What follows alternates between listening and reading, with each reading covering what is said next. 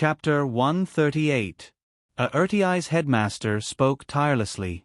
Although he was telling the story of a hero when he was still a student, there was a trace of tragedy in between the lines.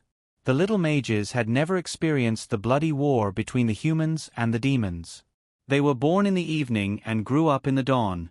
They had crossed an entire century, and could only recall the sorrow and glory of that era through words and narratives. Pyotr Sherwich was a gentle and pure man. When he was in his second year, he received permission from the headmaster of the Fool's Yard to establish a small magical zoology society. In the society's classroom, he raised a few magical animals that were forbidden by the academy. From then on, he was given the nickname Breeder. Aertiai's story stopped there. The students who walked out of the classroom didn't take away too much sadness with them. Instead, they walked with light steps. After all, Aertiai's headmaster didn't give them any homework. The website was https://m. Vipkanchu. VIP around 4:00. Dake had already returned to his dorm. Even if he didn't count his homework, his schedule had been very tight recently. The treasure map had been set aside, and he couldn't squeeze out any time to eat melons. And this afternoon was the time for the fruit of bliss to bloom and bear fruit. After storing up on Sunday and Monday, there were already 2 drops of bliss in the insect tree, which totaled 3 points. With the 1 drop today, he had 5 points. He first fed the catgrass some cat juice, then brought the milkweed to the balcony. He pulled open the protective fence of the insect tree and let the milkweed absorb the 3 points of bliss stored in the tree. The milkweed was very obedient. It could lie on the soft cotton mat and bask in the sun all day long. Doc also built a warm hut on the other side of the balcony for it to sleep in at night. When the 3 points of bliss were absorbed, the flower of bliss on the milkweed's head had already bloomed. It was a pink flower with a hint of green. 1 more point. Dake used the magic brain dropper to suck out today's bliss. After a while, he then fed the milkweed with 2/3 of the drops. Moo moo moo. The milkweed quickly absorbed the 1 point of bliss. It licked the corner of its mouth and turned its head to nibble on Dake's finger. The flower of bliss on its head also began to bear fruit. The charming petals withered at a speed visible to the naked eye. The lower part of the flower's ovary quickly expanded, and the ovule quickly developed into a fruit that was slightly bigger than the fruit of pride. A pink fruit with green veins and a naturally formed emblem of bliss. It was a fruit of bliss that was emitting a rotten smell. Just like the kittygrass, the milkweed also had a thin stem on its head. Dake held the fruit of bliss. Then he began considering another matter.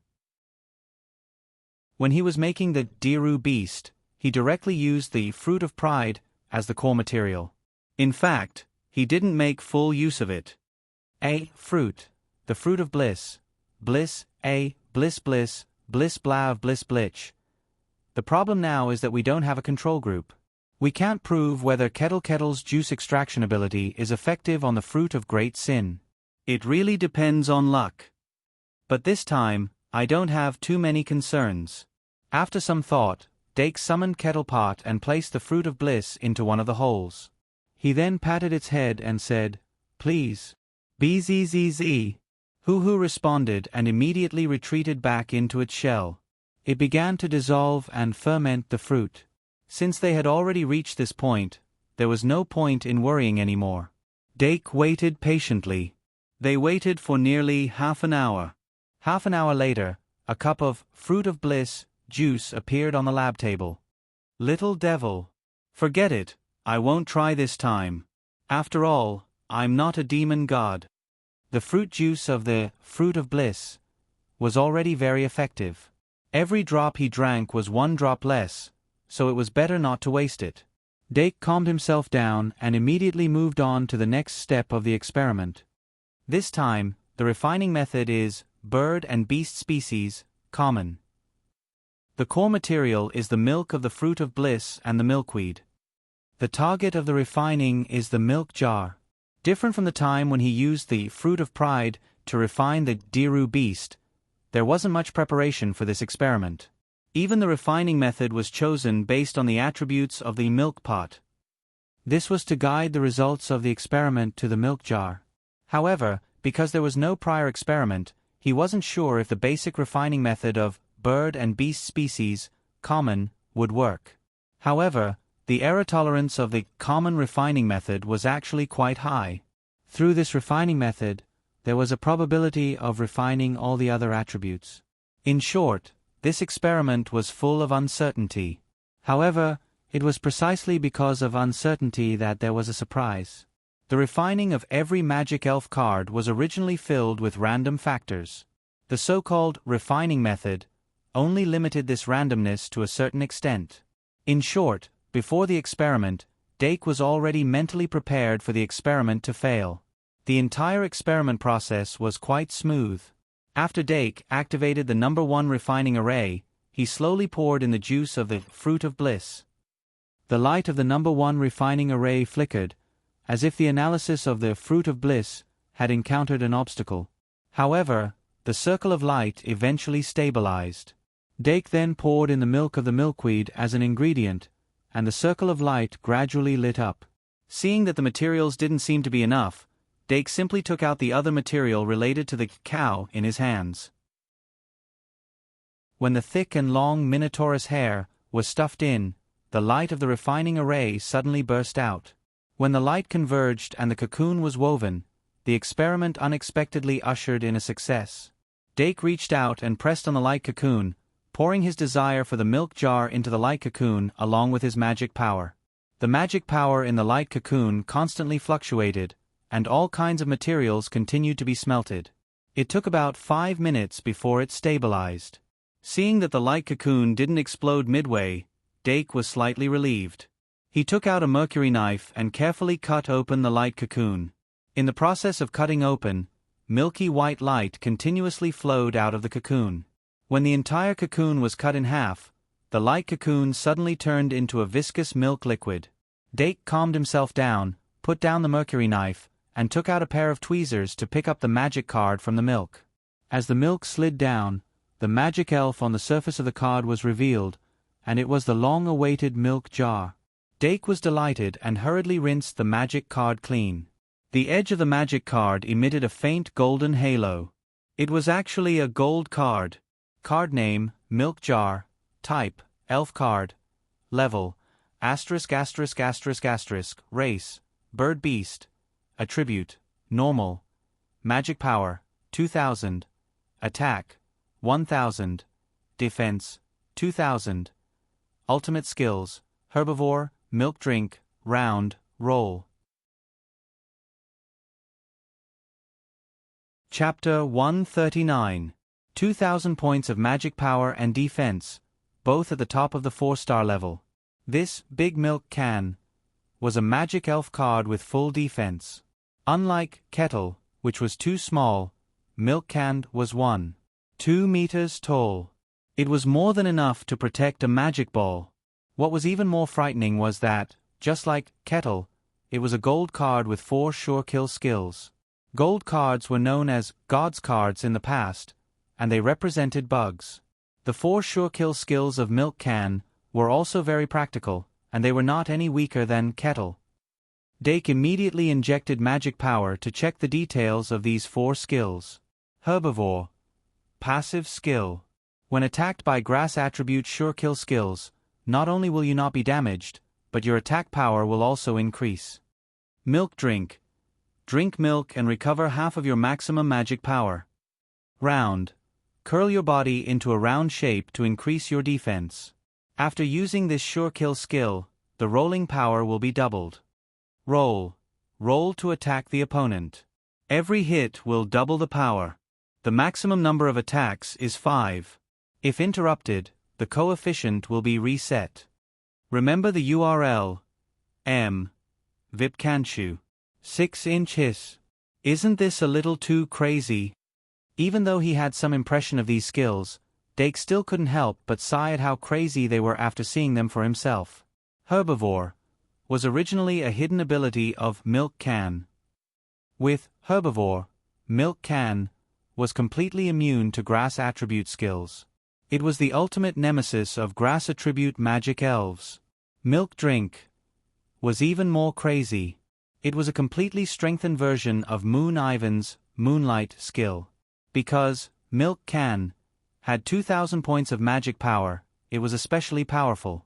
And unlike Moonlight, Milk Drink could be given to others. As for the Rounding plus Rolling combo skill, Dake silently chanted the usual summoning spell, and after spending a full minute, he finally summoned Milk Can. Moo Heart Suit, Milk Can, looked like a pink cow with a black ball at the end of its tail. It was very cute. It was the first time it came to this world. It opened its eyes in a daze, and its eyes were full of confusion. But when it saw Dake, its eyes suddenly lit up. It mooed and pounced toward Dake. Dake was only stunned for a moment before he was pushed to the ground by the milk can.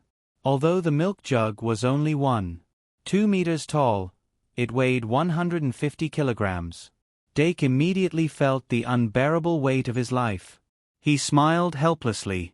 I almost forgot that this is Paradise's creation.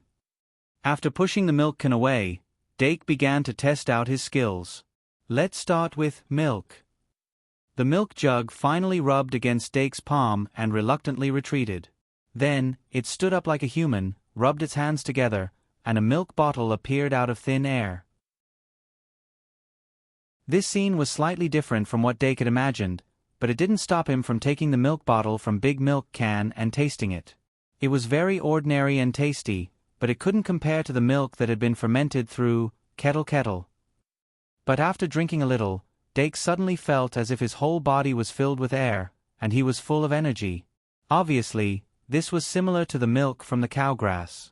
It was just that the milk from Big Milk Can was much more effective than the milk from the cowgrass. The disadvantage was that the milk from Big Milk can belong to the magic elf skill, and it produced the effect of the skill. It didn't really drink a bottle of milk, so it didn't have any nutritional value. So, if you really wanted to train your body, you still had to drink the milk from the cowgrass. But at least it proves that Big Milk can be given to others. Next is rounding. Under Dake's command, Big Milk can curled its body into a ball. A layer of metallic luster appeared on the surface of its skin, and there was a very obvious feeling of its defense increasing. As for the effect of the defense increase, one only needed to take a look at the magic card to know. Dake injected his magic power to check and was instantly stunned. The defense increased from 2,000 to 3,000 points. The jump was huge, far beyond Dake's expectations. So, rounding was such a godly skill? In his shock, Dake looked at the last killing move, rolling. Rolling's basic power wasn't high, but as long as it hit continuously, the power would increase. It was a classic snowball skill. In the case of all 5 attacks hitting, the power would increase by 16 times. With rounding, as a prerequisite, it would increase by 32 times. If Big Milk Can's rolling skill hadn't been weakened, the last attack would be even more terrifying. It could be called Rolling Hell. Dake didn't experiment with rolling in the dormitory. In fact, the 4 types of magic spell cards that had been successfully created hadn't been tested. He needed a spacious place to practice those magic spells. Unfortunately, the dual practice room on the 8th floor of the dormitory was usually occupied by the seniors. Maybe the secret passage is a good place? Well, if I'm brave enough, those magic statues that were thrown into the secret passage are natural practice targets. In short, that night, Dake brought the card pack to a corner of the castle. Of course, he wasn't stupid enough to go to the secret passage to find the magic statues. The castle was so big that it wasn't difficult to find a corner with no one around. Dake not only summoned Big Milk Can to experiment with rolling, he also tried out the 4 magic spell cards several times. Magic Bullet spell was the simplest to use. As long as magic power was injected and a summoning spell was cast, a magic bullet the size of a fist could be shot out. The base power of a magic bullet was 100 points. It was equivalent to Illusory Beast, Ibus Full Power Punch. Although the power was limited, because of the low magic consumption and short cooldown, it was a commonly used magic spell to fill in the gaps in a battle. Push spell, as the name suggested, could give an object a push. Because the casting distance was very short, It was usually used to push oneself forward by 1 to 3 meters in a certain direction in an instant. As for obstruction spell, it could create a brick of air no larger than 1 cubic meter in a certain area. Fade spell didn't need to be described too much. Depending on how they were used, the effects of these curses varied greatly. If enough magic power was injected, and the time was long enough, the effect of the magic spell could be strengthened. How to use them skillfully had always been a very big problem. Although these magic spell cards all had high-level magic spells derived from them, they still couldn't completely replace them. The success of Big Milk Can's creation was very significant to Dake. This meant that he had developed a magic fairy creation system that was most suitable for him. With this method, he could even create most of the Digibeasts and Pokemon. Unfortunately, the core of the system, the species of catgrass and the number of sins limited his research. This forced him to temporarily stop after the creation of the Big Milk Can.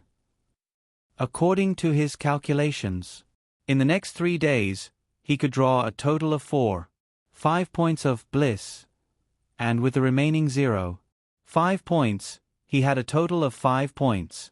He was going to store these 5 points of bliss for the time being, and when he had enough, he would do a big one. However, on the second day, he suddenly found that bliss wasn't enough. Chapter 140. On Wednesday evening, Dake sat in his seat in the library, deep in thought.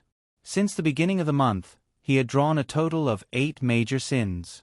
He had drawn pride 2 times, a total of 3 points. He had drawn bliss 6 times, a total of 9 points. For the past week, Dake had been too busy with his homework and experiments to care about anything else. Bliss had not increased at all. Bliss originally only had 110 points. After drawing 9 points, he was left with 101 points. Out of these 101 points, only 1 point could be drawn using the dragonfly skimming the surface of the water method, unless he took the risk and inserted the magic brain dropper into his brain. Otherwise, he would have to stop there. Or perhaps, he could artificially increase bliss? Remember, https://m vipcanshu VIP.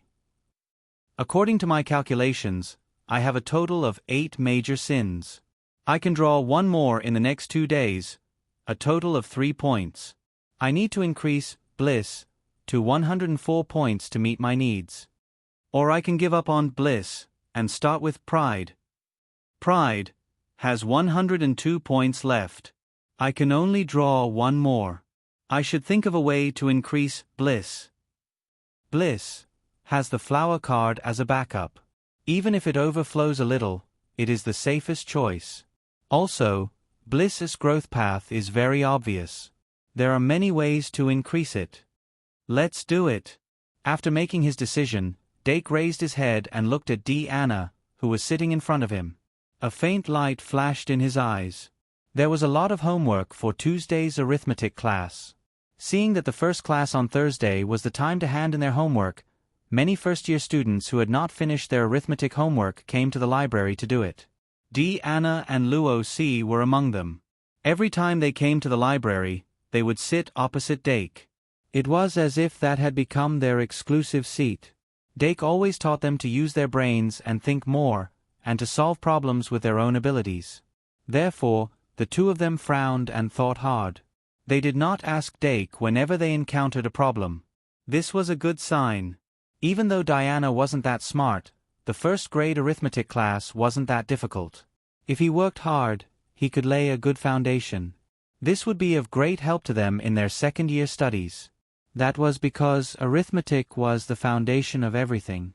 Whether it was summoning, potioneering, magic introduction, or even duels and the compilation of magic languages, they all involved arithmetic. Many students had no choice but to take endless remedial classes after they were promoted to level 2. This was because their foundations were too weak and could not support them to continue learning.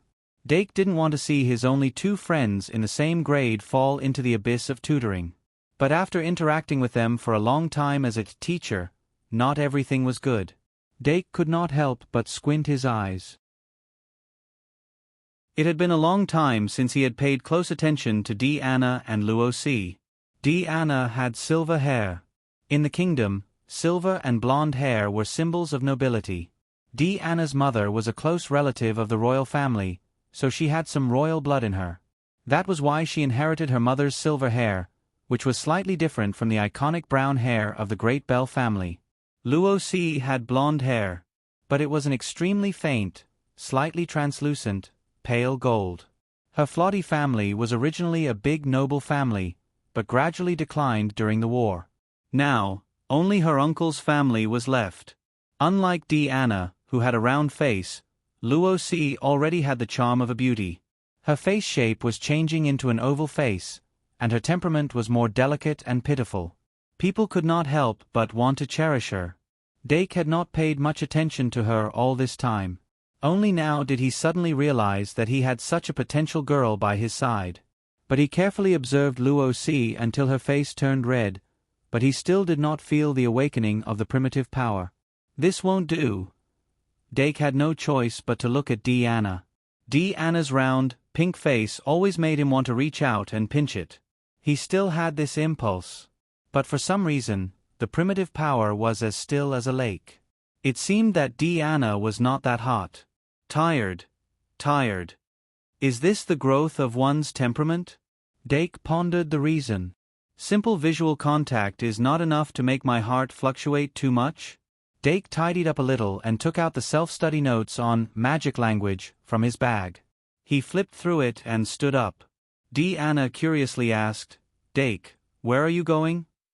Dake waved the notebook in his hand and said, "To find someone to ask me some questions." Diana said, "Oh." At the front desk of the library, Panduola Doragon was reading and writing. She had a good memory. Basically, she could read 10 lines at a glance. The notebook was densely packed with important points. Recently, she suddenly had a lot of homework, which made her feel a little troubled. She had no choice but to finish her homework in between work. This was supposed to be a leisure time. After finishing her homework, she put down her pen and picked up a book called Dragon's Secret Ritual to continue reading. Even in the Shang Malian library, Dragon's Secret Ritual was in the list of forbidden books. But she had obtained permission from the professor to read this part of the forbidden book. Once she used the knowledge in this book, she would be able to summon the dragon seed more easily. Senior. Register. Panduola looked up at White and Luo Boat, who came to the counter and handed over the entry and exit register. The hero's son was very famous.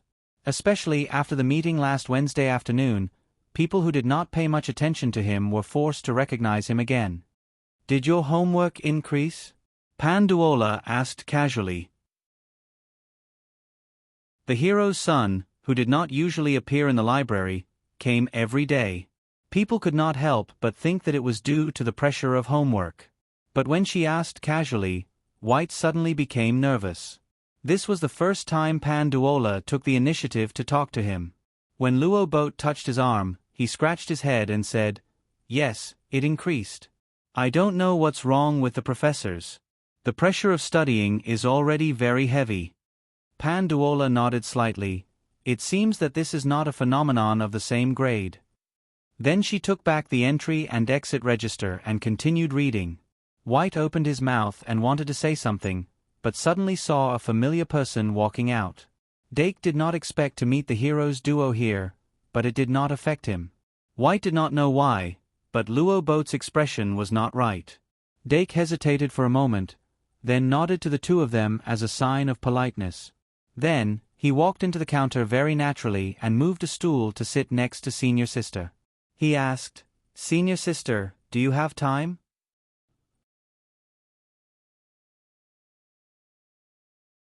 Chapter 141. Of course. Pandora raised her head in surprise. Her slender fingers lifted the hair on her forehead and combed it behind her ear. Her skin was too fair, which made her lips rosy. The heart-shaped scales under her eyes reflected a faint silver light under the light. She had an almost bewitching charm. Dake subconsciously shrank back until he saw the corners of her mouth curl up. He suddenly came to his senses. He couldn't help but smile and lay the notebook flat. The fragrance floating around him teased the youth's mind. Dake picked up the pen and said, "I have some questions that I don't understand and want to ask you." He really wanted to ask for advice. Although the introductory knowledge of the magic language wasn't particularly difficult, he had no foundation and had to learn it by himself. It was inevitable that he would encounter problems that he couldn't solve on his own. In the process of learning, he made a list of the problems he was going to ask Professor Zayer once he accumulated more. First website. https://m. Vipkanshu. VIP. But now, he was just asking Senior Sister for advice. Panduola wasn't disappointed. She already knew that this junior brother didn't come to her without a reason. It would be strange if he didn't have a purpose. If it was just a learning problem, she would be happy to help. But in the process, she would naturally collect some interest. There's an outsider here. It's okay, relax. Slow down. It's coming. Okay. Panduola taught Dake step by step how to inject magic power more accurately and effectively when writing the magic language. Dake tried to restrain his impulses and calmly learned and memorized as much as possible. But Bliss still kept popping up. White stood in front of the counter for a long time. In the end, she led Luo Boat into the library. The two stopped at a corner. White couldn't help but ask, "When did they become so close?" Luo Boat comforted her, "She's just asking for advice. Dake often goes in and out of the library. It's normal for him to know Senior Sister." White gritted her teeth. "If I ask for advice, will Senior Sister teach me?" Luo Boat, "Huh? But we don't know her well." White, "Huh. Luo Boat, maybe we can check the favorability first? That would be a good reference."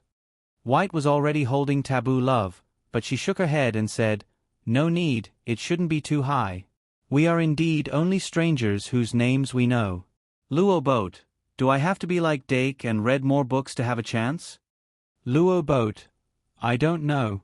However, having more common topics was a magic weapon for communicating with girls. Senior Panduola clearly likes to read." But he shrugged again. "But we have to catch up on our homework tonight. Maybe we can start tomorrow?" White hesitated. "But I still need to find the treasure left by my father in the secret passage." Luo Boat, "Then there's nothing we can do. Isn't there a saying that you can't have a fish and a bear's paw at the same time?" White, "Even so, what you said makes sense. Senior Panduola really likes to read, especially books about dragons. Maybe I can give her a book for Christmas." Luo Boat, "Good idea. I recommend Alibaba's 14 Ways to Slay a Dragon. It's said to be a super bestseller." White, "Let's think about it later, there's still a long time before Christmas." Bliss +1. Looking at the long-awaited notification in his field of vision. Dake subconsciously put some distance between himself and Senior Panduola, but instead of increasing the distance between them, the distance between them decreased. The heavy pressure was almost pressing against his face. Panduola secretly smiled as she moved closer and closer to the edge of the cliff. Bliss +1. Dake's face was slightly red, and he was a little anxious. How immature, Panduola thought to herself, but she didn't stop teaching him. As a top student in the 4th year of the School of Magic, her deep knowledge of the magical language wasn't something Dake could compare to. Just a few words of advice were enough to benefit Dake a lot. An hour later, she whispered into his ear, "By the way, isn't the magical language a 2nd-year course? Why are you learning it so early?" Dake hurriedly used the question and answer to distract himself. "I need to make a magical card." Panduola, "What magical card? Maybe I can help you." Dake, "Curse Cage and Fusion." Panduola was surprised. "That's not easy to make, especially fusion. Even though the requirements for the magical language aren't particularly high, there are a lot of things to pay attention to in the process of making it. I had to make it a few times before I succeeded. But you've only been in school for 3 months, and you can already use fusion?" Dake, "It's still in the experimental stage." Panduola was a little relieved. Based on your progress, maybe you can apply to join the dueling club next semester and compete with the second-year students. How about this? When you're ready to make fusion, you can ask me out. I'll help you keep an eye on it. As for the curse cage, as long as you're careful, it shouldn't be a problem. The curse cage, as long as I'm careful, it shouldn't be a problem? Dake's expression was a little stiff. After studying it for a while, he didn't think the curse cage was that easy to make. If he really started to work on it, perhaps the 1,500 credits worth of materials would be gone just like that. But if that was the case, didn't that mean that the fusion crafting was a lot more advanced than the curse cage? Magical crafting had always been a bottomless pit. Especially if you wanted to try to make a magical card that was beyond your ability, you might not necessarily get results no matter how much money you invested. Since Senior Panduola had taken the initiative to ask, Dake naturally wouldn't let go of the opportunity. He hurriedly said, "Thank you, Senior. When I can compile the fusion spell, I'll ask Senior for help." But the Senior changed the topic and said, "Of course I can help. But the ancient alchemist Edward once said that if you don't get something, you won't get anything. If people didn't sacrifice anything, they wouldn't get anything. In order to get something, they had to pay the same price." This was the principle of equivalent exchange in alchemy. Us magisters can be said to be the advancement of the alchemists. Naturally, we can't forget this principle. What do you think? Dake, Christmas gifts, I understand. Panduola suddenly smiled. And the Christmas ball.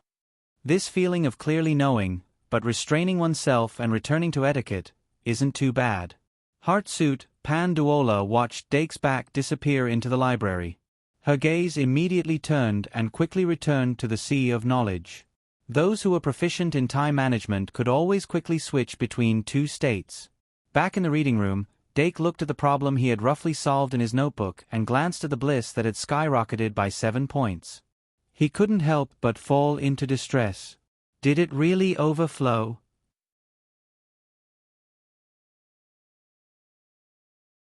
Chapter 142. Once the floodgates of desire were opened, it was extremely difficult to restrain. Dake overestimated his ability to restrain himself. However, Panduola really hit his stride. Whether it was her temperament, image, or inner cultivation, all of them hit the bull's eye. The current bliss is 108 points. After absorbing 3 points, there will be 105 points left. Without wasting the flower cards, it seems that I have to restrain myself this month. Dake pondered for a while before he quickly changed his state and continued to immerse himself in learning the magical language.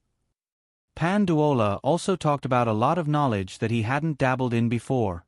He needed to spend more time memorizing and consolidating it. There was a huge difference between having someone lead the way and being alone in the dark. Dake only felt that today's harvest was particularly gratifying. However, after leaving the library at 9 o'clock in the evening, he had to start worrying about the Christmas ball and Christmas presents. He remembered the website, Vipkanchu. VIP. He originally thought that the invitation to the ball was a joke. However, it seemed that he couldn't avoid it now. There were also Christmas presents. In addition to preparing for Chen Yushan, he also had to prepare for Deanna and Luo Si. In addition, he also had to prepare for Professor Li Li and Professor Ka Zaire. That would be a total of 5 sets. If it was just a small gift, it would be okay. If he put enough effort into it, it would be a huge expense. Dark, on the other hand, was actually very tight on money after spending last weekend. Considering that whether it was the spell cage card or the fusion card, the price of the materials was actually beyond the range of what a first-year student could afford. If he really wanted to refine them, he needed to obtain more credits. Do I really have to set up a stall on Traveler's Street like a senior student to make money? Dake had to consider this possibility. However, he quickly gave up on this idea. In addition to the time required to set up a stall, it also required a lot of time to prepare the goods. For Dake, who already had a tight schedule, it was completely unacceptable. In addition, the goods he could choose were cheap fruit juices that had many substitutes. It was the type that was time-consuming and didn't make much money. In that case, I have to think of other ways. In the blink of an eye, it was Thursday afternoon. Headmaster A. went on to tell a story about Peter Shelvich in the history of magic. Then, he turned his attention to another hero. That was the first member who applied to join the Magical Animal Society after Peter founded it. Her name was Claire Kate. Claire was a student in the same year as the Mage Institute. She had inherited the usual style of the Mage Academy. She liked to read and was very quiet. She had the same hobby as Peter. Later, Claire, who was active on the battlefield as a sage, was just an ordinary girl without any special skills. Because students were required to join at least one club from the second grade onwards, Claire chose the Magical Zoology Club, which had few people. Then, this ordinary girl with no special skills suddenly began to grow at an uncontrollable speed. Her zoo series of cards was stunning for a while. Principal A. was also amazed when he talked about Miss Claire. That was the era of stars. There were countless Shang-Molian heroes. Even so, Claire was one of the more stunning ones. Most of the stories about Claire's school days were related to animals. Peter could always get some magical animals from nowhere and put them in the club classroom, but he himself was not good at raising animals, so Claire was basically responsible for it. Every time those magical animals made a mess in the school, Claire helped to clean it up. The story developed one day. A cat in the Magical Zoology Club suddenly disappeared. It was a white cat with white pupils. If it was placed in a white room, it would be ignored if it was not careful. In order to find the white cat, Peter and Claire tried their best to release a cat search notice. However, after 2 weeks of searching, there was still no trace of the white cat. It wasn't until 2 weeks later at dusk, Claire found a little girl quietly walking the cat in the back garden of the castle, that she suddenly realized why she couldn't find it. Because that cat had changed its color. The cat that changed from a white cat to a black cat was picked up and brought back to the dormitory. Because the school prohibited private animals, the person who picked up the cat had been secretly hiding it in the dormitory, so it had not been discovered. And because the cat changed from white to black, the cat search notice lost its meaning. Claire found the little girl who picked up the cat and explained the matter to her. Although the other party was reluctant, she still returned the cat to her. But from then on, the little girl would go to the Magical Zoology Club almost every day to see the cat. Later, she directly joined the Magical Zoology Club and became the third member. When Principal A. said this, there was a trace of reminiscence. Can anyone guess who she is? This was clearly a freebie question. Many students of the Mage Institute raised their hands. Dake leaned on the back of the chair, but recalled the lazy cat at home. The cat named Galileo could not only change its color according to the stars and weather, but it could also actively assimilate with the environment. In order to not be taken out for a walk, it always hid itself in the background. When Dake was very young, he especially liked to play hide and seek with it. That would really be a game of hide and seek. A student of the Mage Institute stood up and logically reasoned, "That's right." I remember the principal mentioned in the last class that the reason why Grand Magus Peter could become friends with the hero and the Valkyrie was because of the existence of a certain woman. And in the last class, it was also mentioned that the Valkyrie was a person who liked cats very much. The principal obviously wouldn't mention something unimportant. Then the answer is obvious. Sage Claire is the link that connected Grand Magus Peter and the Valkyrie. And the one who picked up the cat was of course the Valkyrie herself. Principal A. clapped her hands in satisfaction. Very correct, bonus 5 points. Then she briefly talked about the relationship between Claire and Alvette, then she smiled and said, "Claire is a very easy person to get along with, and she is very knowledgeable, gentle, and responsible. I think you will all like her." Her words seemed to contain some hidden meaning. Dake's face paled and slowly raised his hand. Principal A. looked at him and said, "Dimming, is there anything you want to ask?" Dake held on to a chance and asked, "Principal, our new History of Magic professor, could it be Ms. Claire Kate?"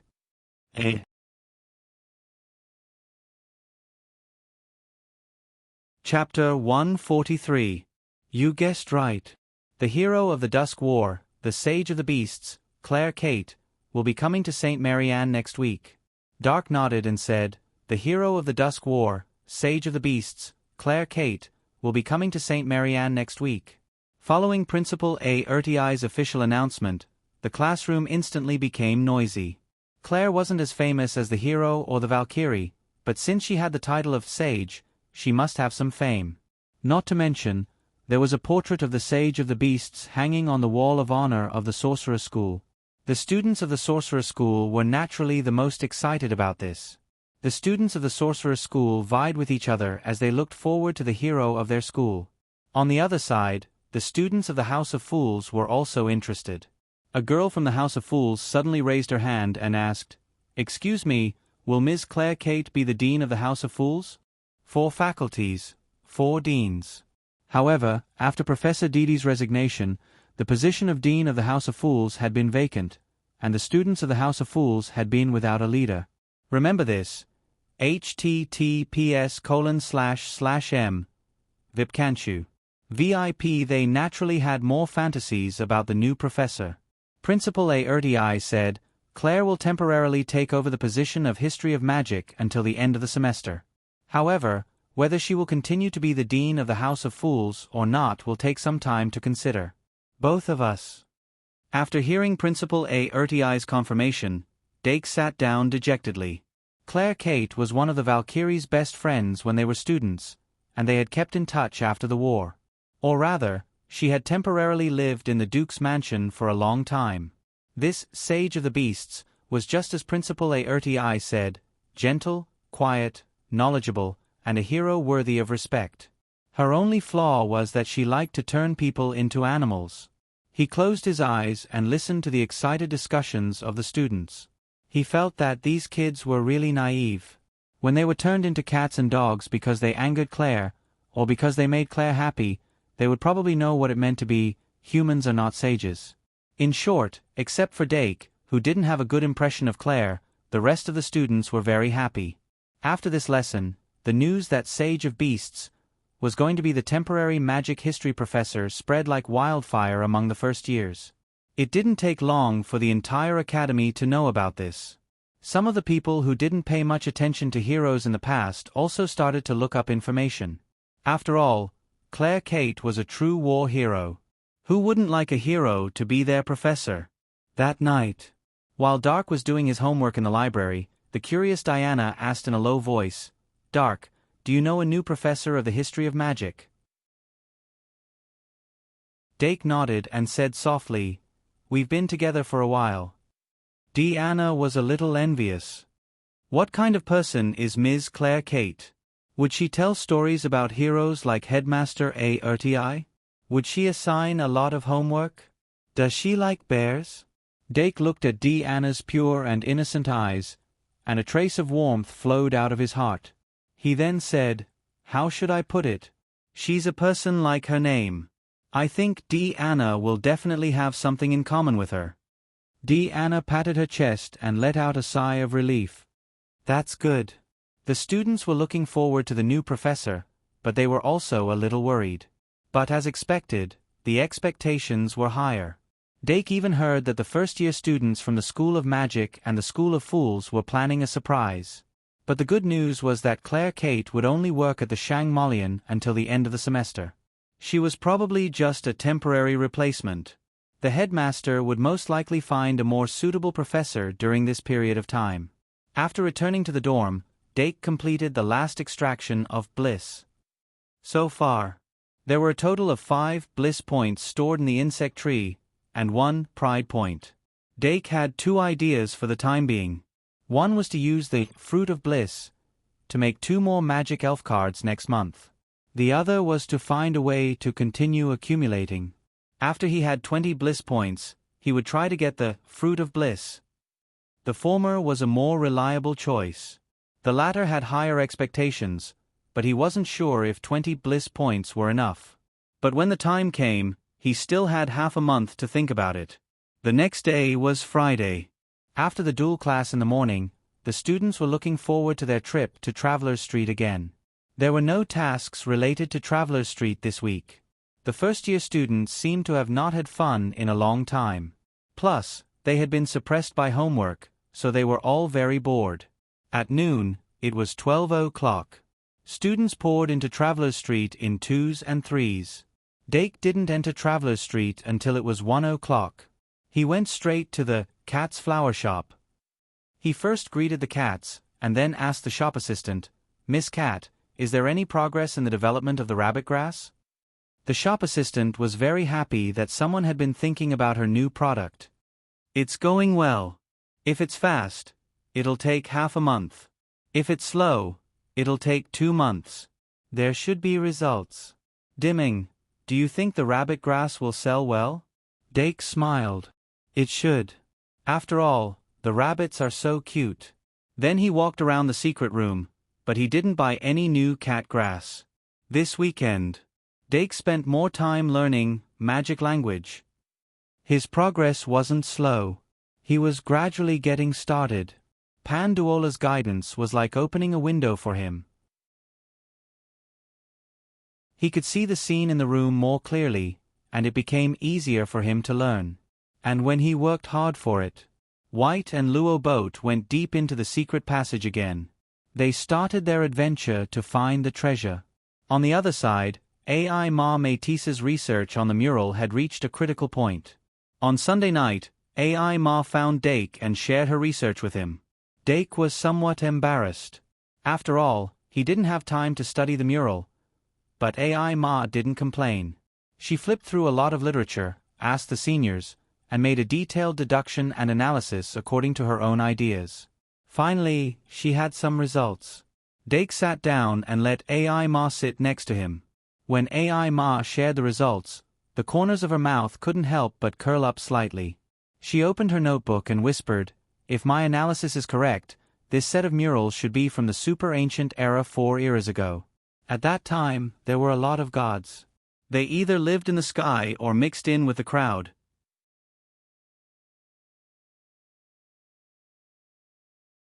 Chapter 144. Dake did not expect AI Ma to be able to find the origin of the mural in such a short time. She found a broken mark at the corner of the mural and restored it with the help of a senior. Based on the mark, she found the possible era of the mural. Thanks to the complete documents in the library, she was able to find the correct historical account based on the era. The mural was from the super ancient era 4 eras ago, and it recorded a complete story. AI Ma wrote down the story in her notebook. Dake took the notebook and looked at it carefully. He hesitated. The destruction of the Golden Nation? Yes. AI Ma pondered. In fact, before I found this mural, I was already looking for information about the Golden Nation. That's why I progressed so quickly. As she spoke, she took a book from the side and handed it over again. Dake took the book and looked at it carefully. It was a novel called The Golden King and the Secret Treasure. Dake knew that AI Ma sometimes read novels and biographies. The Golden King and the Secret Treasure was a book that she had been reading before Halloween. The first website was https://m. Vipkanshu. VIP. Is this the reason why the 8 murals appeared in the secret passage? Dake flipped through the book and suddenly understood. This novel was about a popular adventure story. The background of the novel was set in the era of a gold rush. Someone found sand mixed with gold in the desert. When the news spread, it attracted countless gold seekers. Joshua, the protagonist of the slums, was one of them. Joshua's mother died of an illness because she did not have the money to buy medicine. Seeing his mother close her eyes forever in pain, Joshua developed a strong desire and obsession for money from then on. He stole, gambled, robbed, and gradually fell into the abyss. When the news of the golden sand came, Joshua joined the fanatical gold seekers without hesitation. The golden sand that emerged from the ground made countless people rich overnight. Slaves, wine, manners. Everything that one could think of could be easily obtained. Joshua tirelessly traveled back and forth between the desert and the town, immersing himself in the revelry day and night. Until one day, the desert that was gushing out of the golden sand suddenly collapsed, and all the gold diggers fell into an ancient city. That city was the City of Gold, the last capital of the Gold Nation. And the king of the Golden Kingdom would forever sleep in the City of Golden. The surviving archaeologists identified the inscriptions on the site of the fall and told Joshua and the other gold diggers that the Golden King had buried endless treasures in his own mausoleum. That was the secret treasure. In order to find the secret treasure of the Golden King and become the new Golden King, Joshua and the gold diggers were swallowed by great greed and went deep into the city without any preparation. This was the beginning of the story. As for whether Joshua managed to successfully obtain the treasure or was forever lost in the underground world, Dake did not see the end. He put down Golden King and the secret treasure and picked up A.I. Ma's notebook. What was written in the notebook was the story recorded in the mural, which was the fall of the Golden Kingdom. There were a total of 8 murals. In fact, he used a more abstract method to depict it. In the first painting, poor people in ragged clothes were digging out carts of or from a mine. The ore inside was actually a gold mine. In the second painting, miners were mining in a mine. In the second painting, a half-naked blacksmith forged the ore into standard square bricks. In fact, he was casting gold bricks. In the third painting, a merchant in plain clothes sold basket after basket of square bricks to the nobles. In fact, they were not merchants or ordinary nobles. They were architects and ministers. The ministers collected the gold bricks, which implied that it was the king's order. In the fourth painting, nobles in luxurious clothes used square bricks to pile up a tower on an altar. Under the king's order, the ministers began to build the Golden Tower. The so-called altar represented that the Golden Tower was built for sacrifice. In other words, the entire Golden Tower was the sacrifice. In the fifth painting, thousands of humans prayed for the arrival of a certain existence under the altar. People prostrated themselves in front of the Golden Tower and began to sacrifice. In the sixth painting, a shining giant beast drilled out of a black hole in the sky during the sacrifice. The golden beast god responded to the human sacrifice and woke up from a deep sleep. In the seventh painting, a fierce and greedy giant beast roared and swallowed all the sacrifices and humans. Everything would become a sacrifice. In the eighth painting, human blood and corpses formed a strange pattern on the ground. Only death was eternal. The story itself was very simple. It was nothing more than the king of the time summoning a god for a certain purpose, but was swallowed by the god in the end. The so-called god was originally a respectful title created by humans for individuals who were far stronger than themselves. Whether it was a humanoid, intelligent god, or a ferocious and cruel god in beast form, they were all gods. In the super-ancient era, because of the preciousness and immortality of gold, humans linked it with eternity and created the equation gold equals eternity. The Golden King, who had infinite wealth, followed this equation. He built a tower of gold and offered it as a sacrifice in exchange for eternal life. But obviously he failed, and ultimately led to the destruction of the Golden Kingdom. A.I. Ma excitedly explained his own opinion. The Golden Kingdom had another name in historical records, which was the Eternal Kingdom. The so-called alchemy is refining gold, which is the pursuit of eternity, which is the pursuit of eternal life. The Golden King was called the earliest alchemist in many documents. He refined gold in order to find the way to eternal life, and the Golden Kingdom was just a byproduct of the research process. The Golden Kingdom was originally a kingdom built on desire, and it was ultimately destroyed by desire. The beast god depicted in the murals is not necessarily a real god, it could be the incarnation of desire. And the essence of the whole murals is this last painting. I suspect it is an alchemy array. The Golden King and the secret treasure, the destruction of the Golden Kingdom, the earliest ancient alchemist, the Golden King, and the last one, the suspected alchemy array pieced together by human blood and corpses. Dake couldn't help but ponder.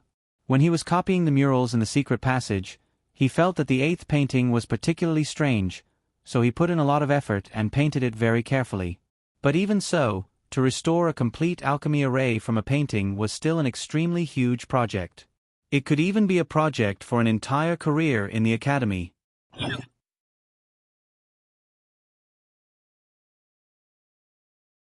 Chapter 145. Due to his shallow knowledge, Dake couldn't give his own opinion on the study of murals. But A.I. Ma's research undoubtedly rekindled his interest in murals. But he couldn't put the cart before the horse. In the current situation, the study of the magic language was the most important thing, and the study of murals could be a topic of interest. When he mentioned this point, AI Ma said seriously, "Of course, studies are the main thing, and research is just an interest. I won't lose sight of the other." Then she went back to her seat with a happy face. Dake looked at the book Golden King and the Secret Treasure, left by AI Ma, and felt a headache. He still had Merlin's biography, but he only read the beginning. He wanted to read more and more books, but he had less and less time. He remembered the website, Vipkanchu. He left the library with the book in his arms, and decided to read Golden King and the Secret Treasure before going to bed tonight. The common room of the aristocrat courtyard was still lively. Classes would start on Monday, but the students always stayed up late on Sunday night. He sat next to Anna and Luo C for a while, and then he went upstairs. But when he was about to unlock the door, Dake suddenly stopped. He seemed to have heard a sound from inside the door. The Shang Malian dormitory as a whole had soundproofing measures, and ordinary sounds wouldn't come out of the door. In other words, what came out of the door must be unusual. Dake frowned, and his fingers subconsciously reached into his card bag. But he thought again, and just held the magic card between his two fingers without summoning it. Gotcha! He unlocked the door and pushed it open. A small gap appeared, and the sound from inside the door roared into his ears. It was extremely noisy, as if a large number of cats and dogs had gathered together and were barking crazily. Dake's brows slightly relaxed, and then he frowned even more. He quickly squeezed through the door and locked it again, so that the noise wouldn't disturb the rest of the students. The lights in the room were turned on. The white light illuminated every corner of the dormitory. All kinds of animals were crawling on the tables, chairs, cabinets, and shelves. Dake wasn't too surprised. He kicked the fat lion that was blocking the entrance, and the big cat lazily moved to the side, making a path for him to pass through. However, there were still 2 giant bears fighting on the road ahead, and a few monkeys were kicking up a fuss while slapping their butts. The big-mouthed orange parrot flew back and forth in the air, its feathers falling everywhere. There were 2 lovebirds performing a double flight on the bird's stand above their heads. The snake and the mongoose were entwined together, and the mongoose's screams pierced the eardrums. A white tiger was lying on top of the wardrobe, snoring with its eyes closed. The cats and dogs were playing around like silly dogs. Doc couldn't help but cover his forehead. From the very beginning, he had no way of dealing with this group of elves. If Red was the creator of spirit summoning, then Claire, the sage of beasts, must be the master of spirit summoning in this era. The intelligence level of this group of elves must be above 3.0. As the saying goes, the ignorant are fearless. Dake didn't know anything in the past, so he didn't think much of it. But now, seeing this scene again, he couldn't help but sigh. The sage of beasts was indeed worthy of the name of a sage. He passed through the group of elves that couldn't even cook, roast, or fry, and came to the balcony of his bedroom. The balcony was the only place in the bedroom that was quiet. Claire Kate was leaning on Dake's exclusive recliner, the active catnip grass curled up on her lap, and the milkweed sleeping peacefully at her feet. The soft moonlight shone through the glass window of the balcony, illuminating half of her face, revealing a trace of tiredness. For Claire, who liked to travel around the world, to be able to arrive in Shang Malian in such a short time obviously took a lot of effort. There was no need to mention the fatigue from the long journey. Just by quietly existing here, she caused the surrounding atmosphere to become soft, and the noise behind her seemed to disappear. Dake stood at the door of the balcony for a long time. He didn't know anything when he was young, and had no worries, no sufferings, and no boredom. In the past, he didn't know what Claire had experienced, so he didn't understand why such a quiet person would become addicted to alcohol. The foundation of soul summoning was the bond between the human and the elves. The behavior of the elves was the reflection of the depths of the human's heart. She was quiet on the outside, but she was irritable on the inside. Think carefully. Yvette was her only good friend left after the war. Dake silently absorbed the memories in his mind. In his memory, Claire seemed to always sit by the bed in the dead of night, wiping an old photo that wouldn't dry no matter how hard she tried. How many people were in that photo? 1, 2, 3. Was it 5 or 6? Late at night. Claire seemed to feel a trace of coolness, and she sniffed slightly. From her chest to her abdomen, there was a trace of undulation. Dake sighed, turned around, opened the closet, and took out a thick blanket. November was approaching winter, and the weather was turning cold. If she slept until dawn, she would inevitably catch a cold. He opened the door of the balcony, walked over quietly, picked up the cat grass, and carefully laid the blanket on her. Meow, the cat grass softly meowed. Dake patted its head, and hid it in the folds of the blanket. After returning to the bedroom, Dake looked up at the elves who were still noisy, and summoned the little demon beast. After using Pride 2, the little demon beast gained a second skill. Ultimate skill, Demon Hypnosis. Demon Hypnosis. Release a hypnotic wave from the eyes to hypnotize the enemy. The bedroom finally quieted down. Dake entered the bathroom, pulled out a few small animals hidden inside, and then soaked himself in the bathtub, and took a short nap. When he walked out of the bathroom, his body was still steaming. The little demon beast had already warmed the bed. He simply went in, picked up the book, Golden King and the Secret Treasure, and started to read. The novels in this era were still mainly serialized in magazines, and if the response was good, it would be released as a standalone book. Because of the limitations of the format, novels were not popular, and there were generally short and medium stories. As a novella, the plot of Golden King and the Secret Treasure was very tight. The protagonist, Joshua, and the surviving gold diggers explored in order to find the Golden King's treasure. The whole Golden City was divided into several layers because of the changes in the ground. The Golden King's tomb was also difficult to find. The movement caused by their actions awakened the Golden Guards in the Golden City, and a few unlucky gold diggers were cut in half. The blood flowing out of the corpses was instantly sucked dry by the ground. The Golden City was like a thirsty beast that finally met someone who came to deliver water, and it continued to devour one life after another. Dake gradually fell asleep, and had a messy dream.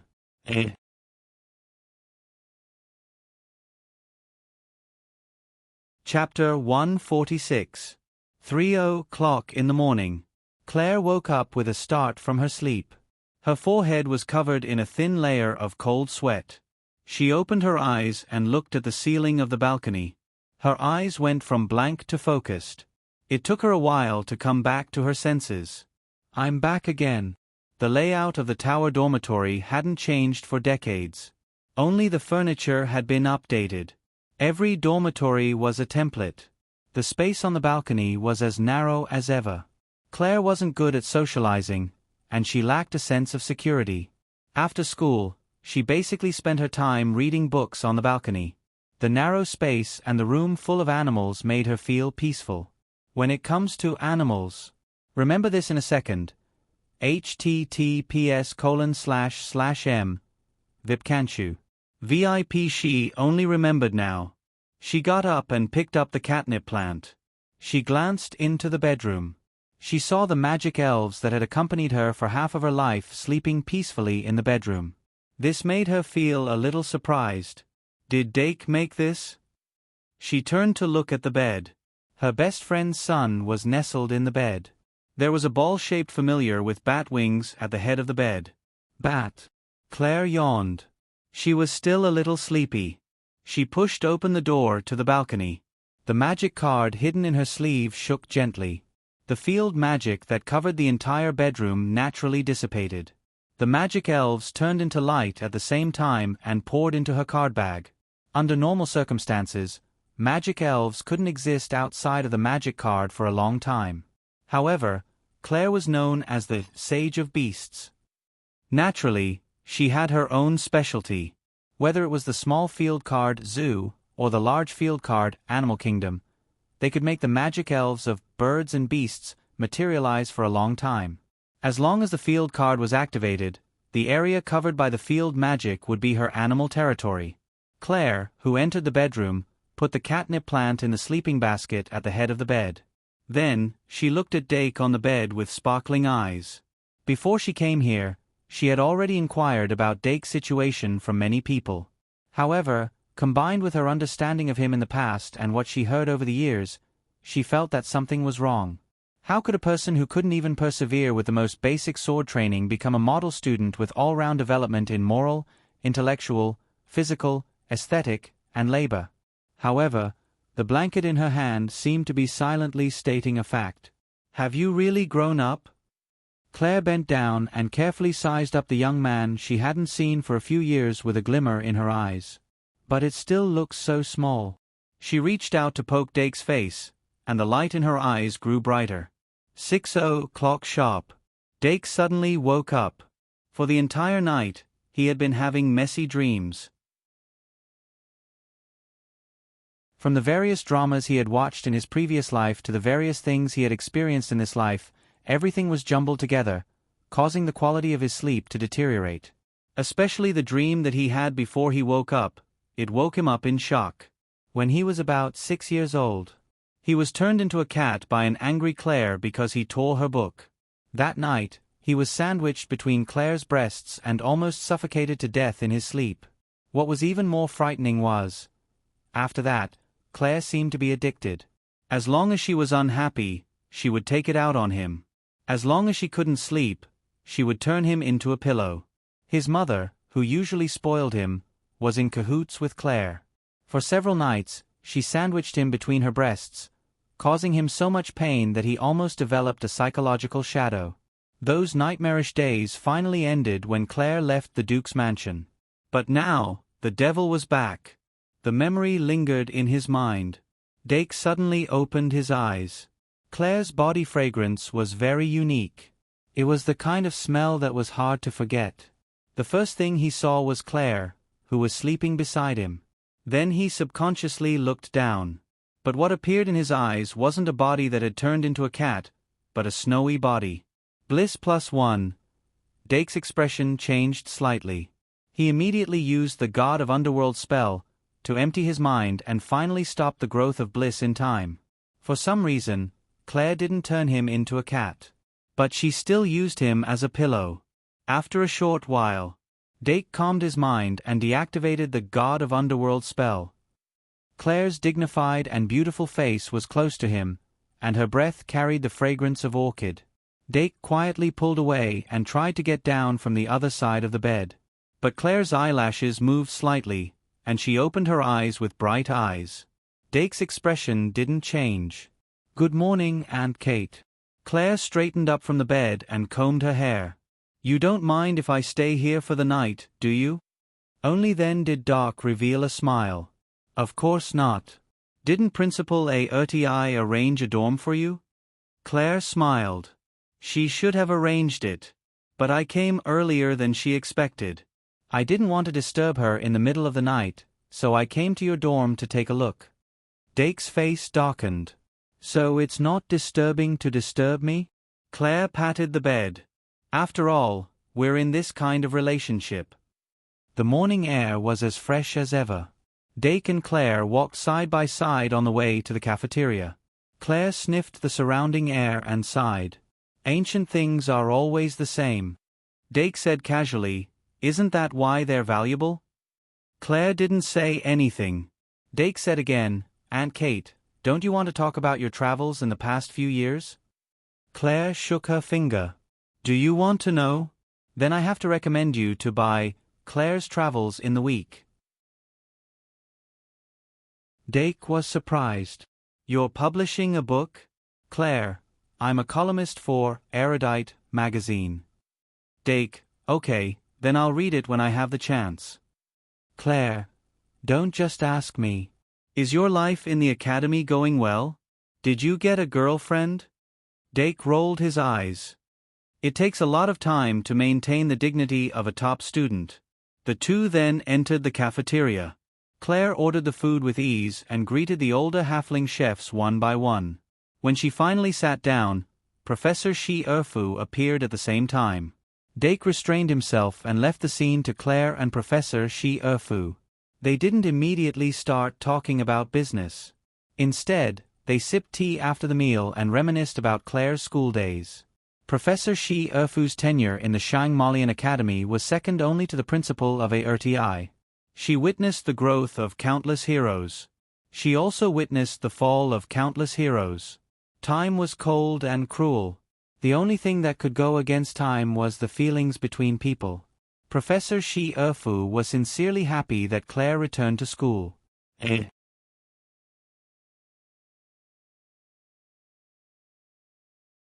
Chapter 147. The new professor's welcome ceremony was held at 6 o'clock on Monday night. As if to dilute the impact of Professor Didi's departure, this welcome ceremony was particularly grand. Claire herself was not interested in this, but for the development of her alma mater, she also tried her best to cooperate. During the stage speech, there were some unexpected episodes that happened. The first-year students of the School of Magic and the Fool School actually prepared gifts for her and gave them to her in front of the whole school. There was also a student who gave her a bouquet of flowers with a red face. It was not because she was a new professor. It was because she was a student of Shang Malian and a hero of mankind. The first-year history of magic was on the 2nd and 4th days of the week. Claire began preparing for class on Monday morning, and on Tuesday afternoon, she replaced Principal ARTI and stood on the podium of the History of Magic. Website: https://m. Vipkanshu. VIP. The students of the 4 schools were very respectful of this hero with the title of Beast Sage, so they were very well behaved at the beginning of the class. Claire smoothly went through the self-introduction section and began the formal lecture. Her teaching style was closer to that of Principal ARTI. The story was completely out of the textbook, and it was both interesting and knowledgeable. If there was a flaw, it was that there was almost no emotional fluctuation, and the tone tended to be flat, as if she was stating facts from an objective standpoint, but there was a lack of immersion. This was also closer to Professor Didi. In short, it was easy to get sleepy after listening for a long time. But Claire seemed to be such a person. She was intellectual and rational, indifferent and wise. After the initial excitement, the little mages were no longer so excited about the addition of the new professor. Claire quickly integrated into the atmosphere of the school, and because of her beautiful image and gentle temperament, she captured the goodwill of a group of students. Although there were students who did not like her, no one dared to say more under the general trend. A week passed in the blink of an eye. The students gradually adapted to the arrival of the new professor. Claire also gradually adapted to her new identity. November 21st, Tuesday afternoon. Claire finally revealed a trace of her true nature in the 3rd section of the History of Magic after she joined the school. She turned a sleeping student into a pig. Even though it was chubby and made people want to pick it up and pinch it, a pig was still a pig. He only called out a name. Before anyone could react, Yi Zichen's expression changed. The student who was lying on the table suffered from a nightmare. He even thought that he had not woken up yet. Anyone who suddenly woke up after falling asleep in class and realized that they had turned into a pig would probably want to escape from reality. However, the astonishment, shock, fear, and schadenfreude from the students around him gave him an extremely ominous premonition. It wasn't until Professor Claire Kate's criticism that he vaguely realized something. Looking at the humming piglet, Luo Boat Broheim, who had almost fallen asleep, suddenly shivered and almost screamed. He hurriedly wiped the drool off his mouth and said to White in a trembling voice, "White, am I awake now?" White, who was also sleepy, was also sweating profusely. It had been more than a week. As the craze for exploring the secret tunnels gradually cooled down, the homework assigned by the professors gradually returned to normal. After they had some free time, White and Luo Boat would run into the secret tunnels every night and compete with the golems in the secret tunnels. There were other people who entered the secret tunnels, but there were not many of them, so it was still manageable. Victor finally made some progress in his treasure-hunting journey. However, people's energy was limited. The secret tunnels consumed their energy and made it difficult for them to concentrate in class. From time to time, someone would be late for the first class in the morning. Although White and Luo Boat were not late, they were not in good spirits. It showed that if they did not make progress in their studies, they would fall behind. But White couldn't care less. Because the 2 flash spell materials he bought with 2,000 credits both failed. although the magic bullet spell was successful. But he had no more credits to waste. He needed the treasure left by his father. After the end of this class, what the new history of magic professor did in his class spread like wildfire. The originally excellent reviews began to fluctuate in an extremely short period of time. The junior students were very frightened, and the senior students were shocked by Professor Carter's high attainment in the transformation spell. Other professors would deduct credits from him. Professor Claire Carter didn't. Only turned into a pig. Although the pig transformation didn't last long, it was still a huge stain on one's academic career. They thought about what if one day after graduation they accidentally ran into a former classmate on the road. They would greet them warmly, but the other party couldn't remember their name for a while. After thinking hard, they suddenly said, "I remember, you are the XXX who was turned into a pig." They wanted to die. The junior magisters no longer dared to be absent-minded in the history of magic class. Another week passed in the blink of an eye. Dake's magic language was at the beginning. He finally had some confidence in refining the flash spell. November 29th, Wednesday afternoon. After Dake made enough preparations, he began to refine the flash spell in the dormitory. For this day, he bought an additional set of materials for the flash spell last weekend. The difficulty of refining the flash spell was mainly focused on the branding of the magic spell. But after self-studying the magic language, he was able to cross this hurdle more skillfully. After that, the refining process became a matter of course. Even Dake himself didn't expect that he would succeed in refining the flash spell on his first try. The flash spell was a magic spell that involved space jumping. In the old era, if a magician wanted to master this type of magic, he must be extremely talented. But in the magic era, even a beginner like Dake could master it by refining the magic spell card. The effect of the flash spell was very direct, which was to teleport 1 to 3 meters forward. In addition to being used for emergency dodging, the most effective use was to cross obstacles such as walls. If used well, it could even save lives. Of course, the more magic spell cards like this, the better. Therefore, after Dake successfully refined the first flash spell, he immediately began to refine the second one. However, when he was refining the second one, he made a completely unknown mistake, which directly led to the failure of the refining. Fortunately, the core materials were not used. As long as he made up for some cheaper basic materials, he could start refining again. He didn't feel discouraged. Instead, he recorded the whole process. That day, he found Professor Carr Zayer. With the professor's help, he found the mistake and had a deeper understanding of the magic language. November passed just like that.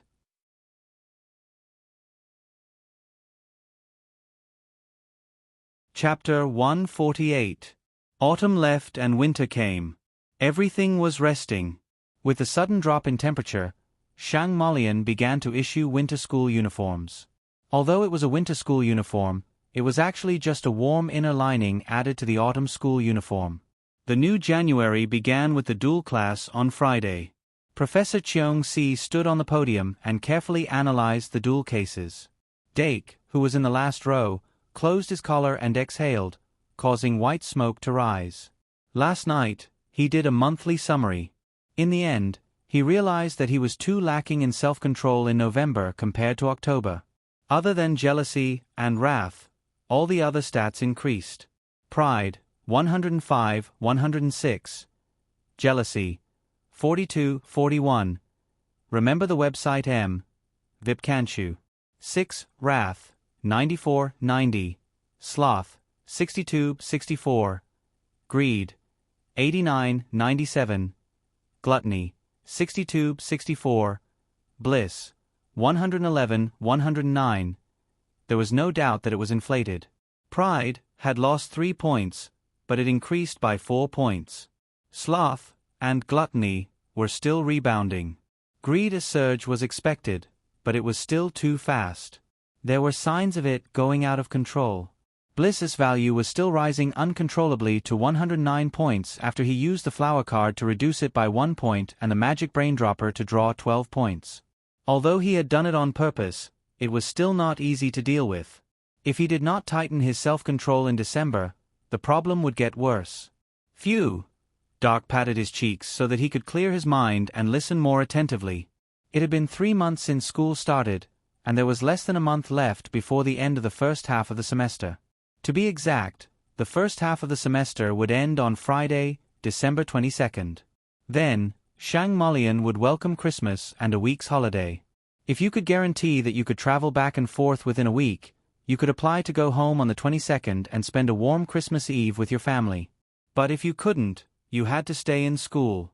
Because after this week's holiday, a new semester would begin. The second half of the semester would last from January to June, and the final exams would be held 1 to 2 weeks after June. After that, the summer vacation would begin. Due to the tight schedule, most of the teachers and students would choose to spend the Christmas holiday in the castle. Every year on Christmas Eve, the school would hold a ball and give each student a sock. It was said that as long as you waited until after 5 o'clock in the morning to open your socks, you could get a Christmas present. That was usually a surprise. So, the second intraclass competition of this semester will be held next Friday. I will record the ranking of this competition and use it as your performance for this semester. Then, I will combine it with next semester's final exam to get your final results. When the class was about to end, Professor Cheong-si suddenly announced the time of the second in-class competition. When she said the first half, the little Magus was actually very excited. But when the second half came out, almost everyone pulled a long face. It can't be. It's linked to the final results? I heard that the final results can be converted into credits. Is this the meaning of taking the exam in advance? Isn't this too sudden? It didn't seem like this in the past. Is it too late to start refining new cards from today? The classroom instantly became noisy. Professor Cheong-si just narrowed his eyes and said with a smile, "If you have any questions, you can raise your hand." So, Ai Ma was the first to raise her hand. After Professor Cheong-si called her name, she immediately asked, "Excuse me, Professor, will the rules this time still be the elite mode?" Very good question.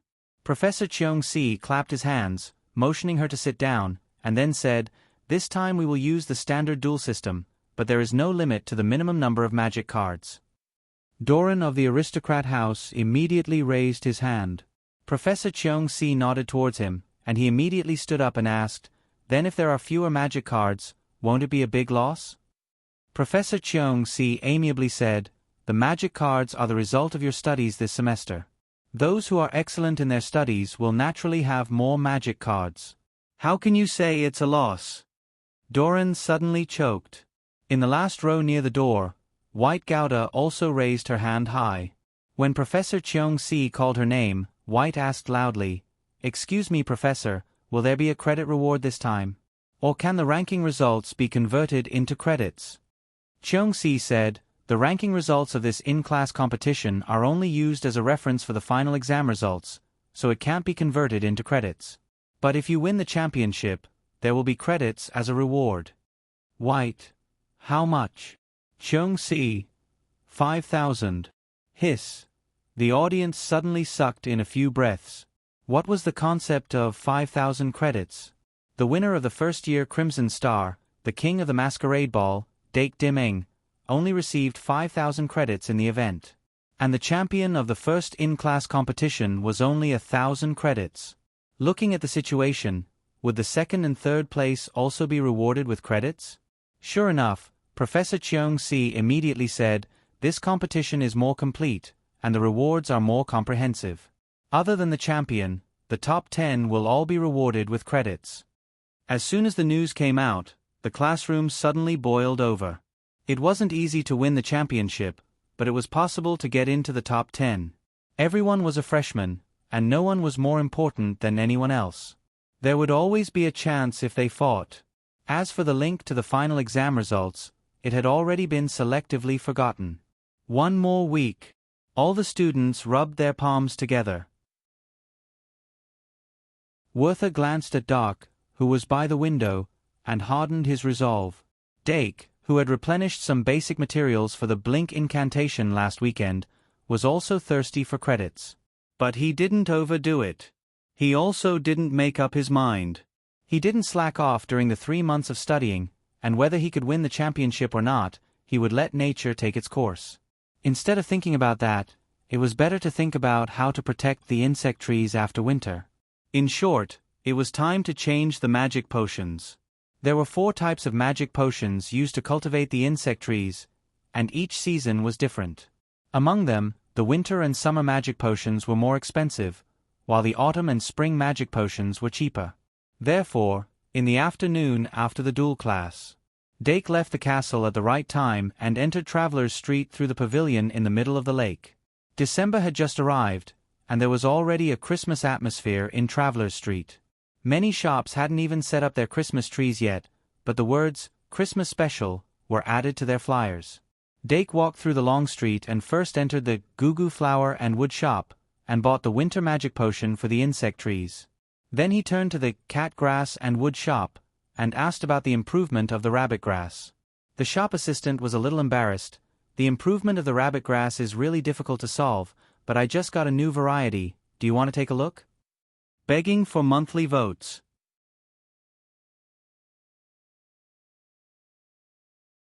Chapter 149. Dake wasn't very good at rejecting people.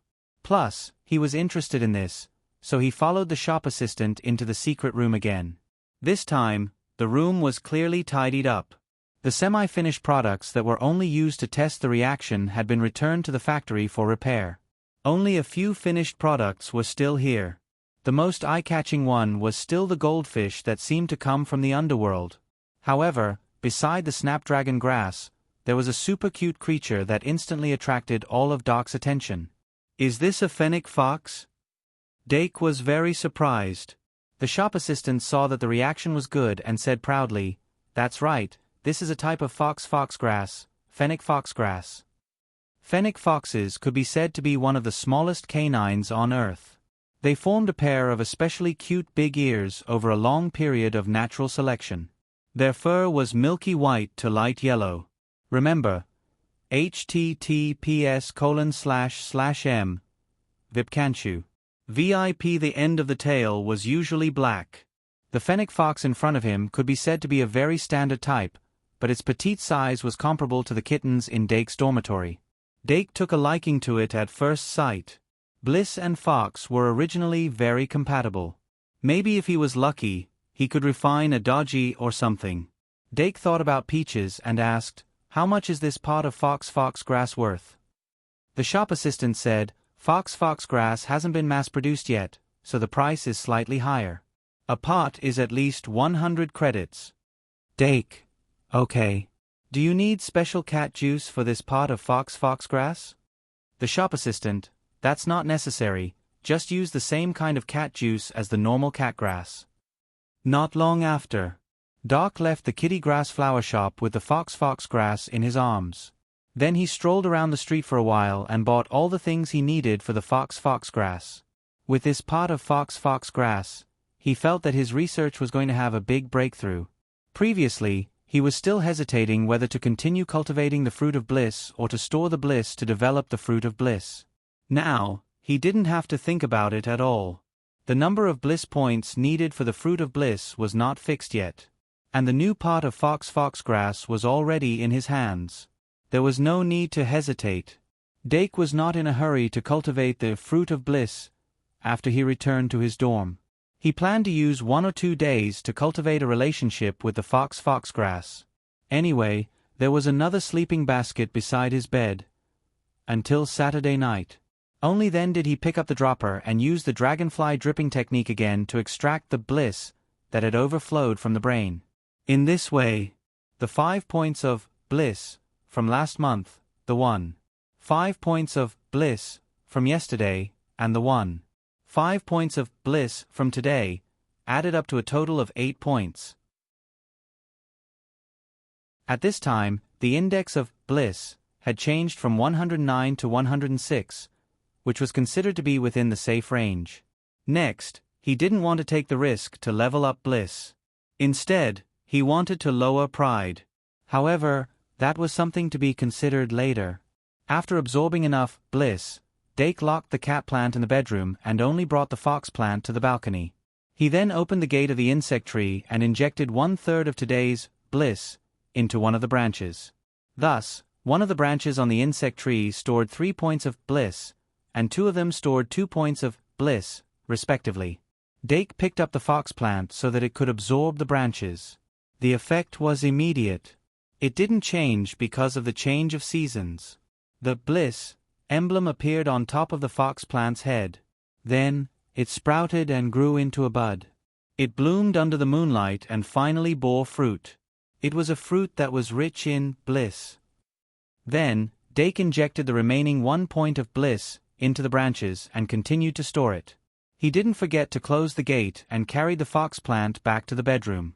As the weather was getting colder, Dake had already moved the fox plant's hut to a corner of the bedroom. Now, the 3 cat plants were living indoors. The cow plant was quiet, the cat plant was active, and the fox plant was unusually clingy. Dake placed the fox plant in the sleeping basket and began the experiment. He was already familiar with the steps of the experiment. First, he summoned Kettle. Then, he placed the fruit of bliss into Kettle's shell and waited for the fruit to dissolve and ferment. The fermentation time was about half an hour. After half an hour, he would obtain a cup of juice from the fruit of bliss. Next, he would use the basic refining method, bird and beast species, normal, to refine it. He used a blank magic card with 50 credits. The core material was the fruit of bliss.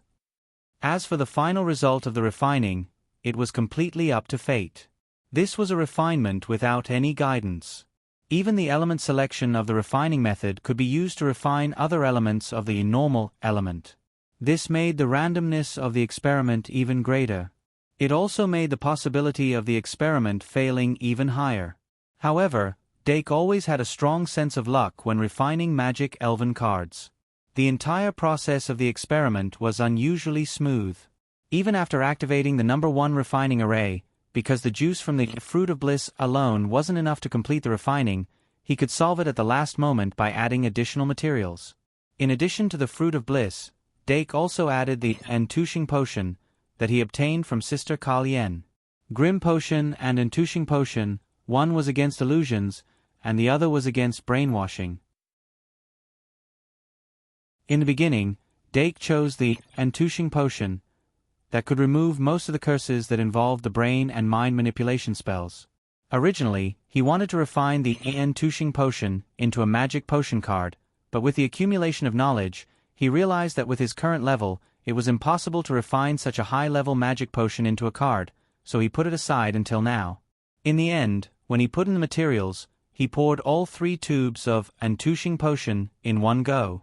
After that, the light of the number 1 refining array reached its peak, and the production of the magic elven card successfully advanced to the final step of smelting. The magic elven card turned into a light cocoon. Dake reached out and touched it lightly, continuously pouring magic into the light cocoon.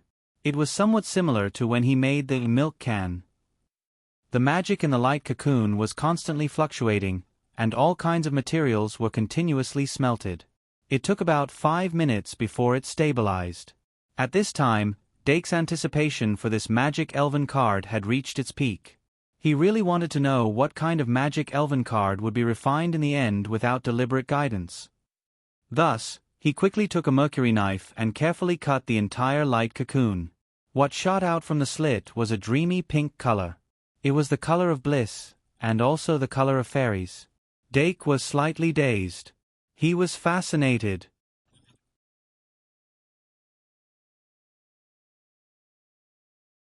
Chapter 150. Entushing potion's core ingredient was the fairy's flower, just as the green potion's core ingredient was the hallucinatory grass. Hallucinatory grass could cause hallucinations, while the green potion extracted from the hallucinatory grass could resist psychic illusions.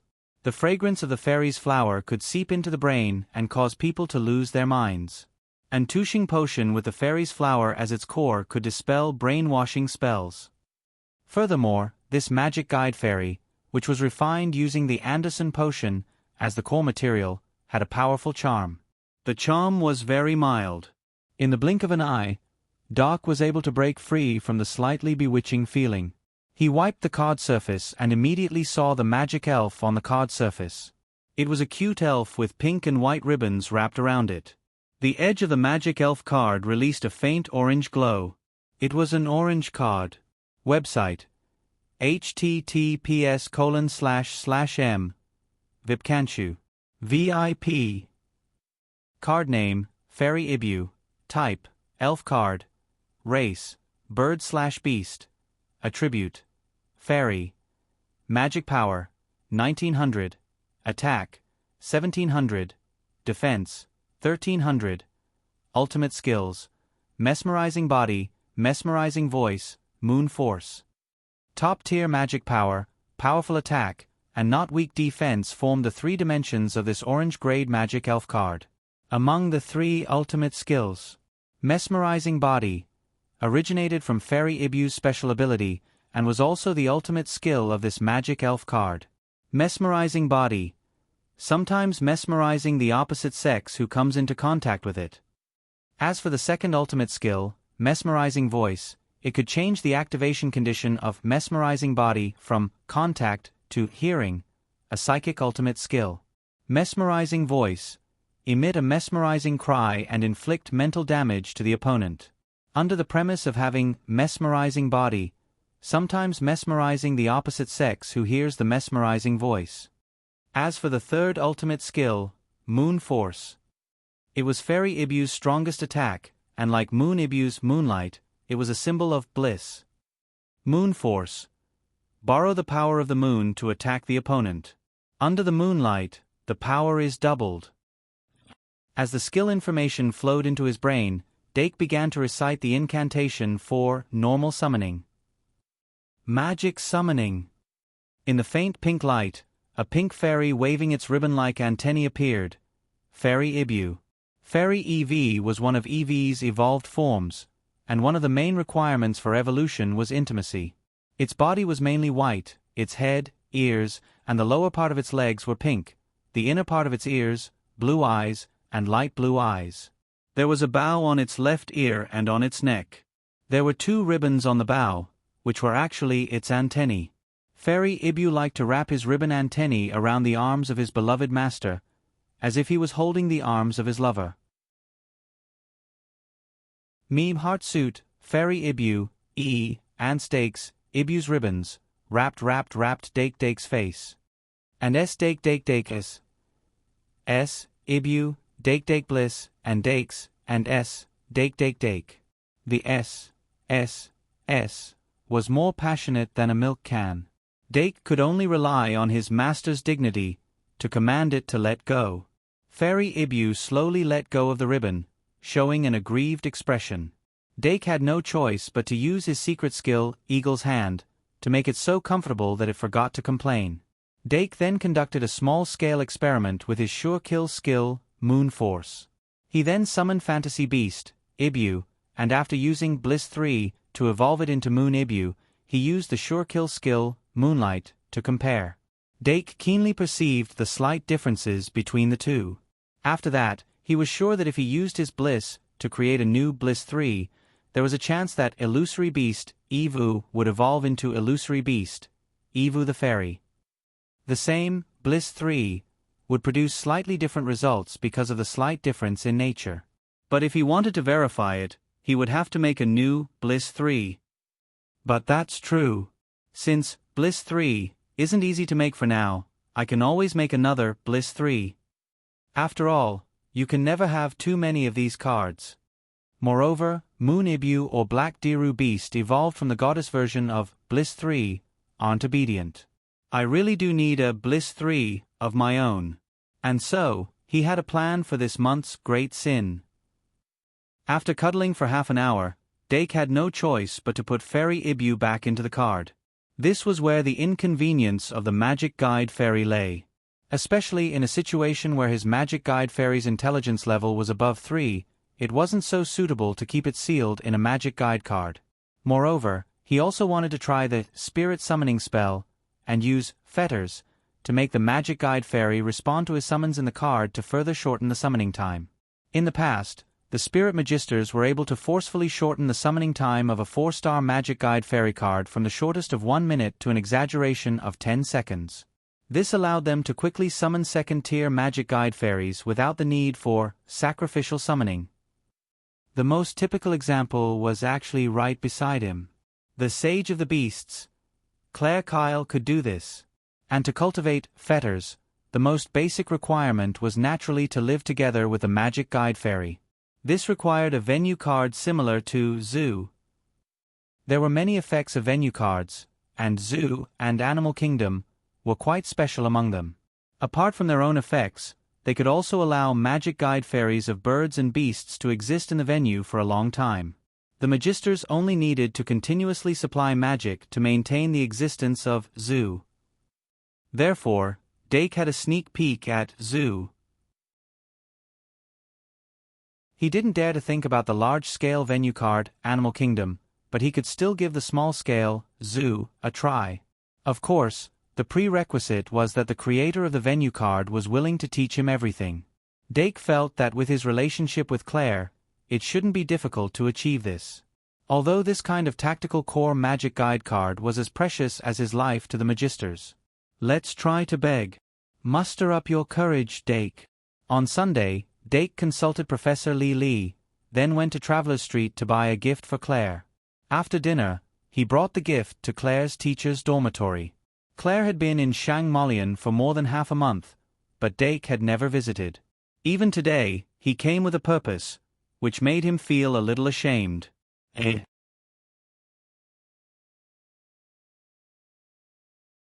Chapter 151. Knock, knock, knock. When someone knocked on the door, Claire was reading The Vampire Diaries on the narrow balcony. It was a wartime book about the sadomasochistic love between a young girl and a vampire. Other than the cliché plot of falling in love with the enemy, the novel itself analyzed the characteristics and habits of vampires from the perspective of a young girl. It had a certain degree of academic value. She was so engrossed in it that she didn't hear Dake's knocking sound. Knock, knock, knock. After 3 more knocks, Dake put down his hand and sighed. Looks like Claire didn't release her animal tonight. Remember the website, VIP. If it was someone else, they would most likely think that Claire wasn't in the dormitory. But Dake knew very well that closing the door was too normal for Claire. If she released her animals, then the person who opened the door would be the lazy lion that liked to lie by the door. But there were policies and countermeasures. Dake quickly summoned the little demon and let it go around the long corridor.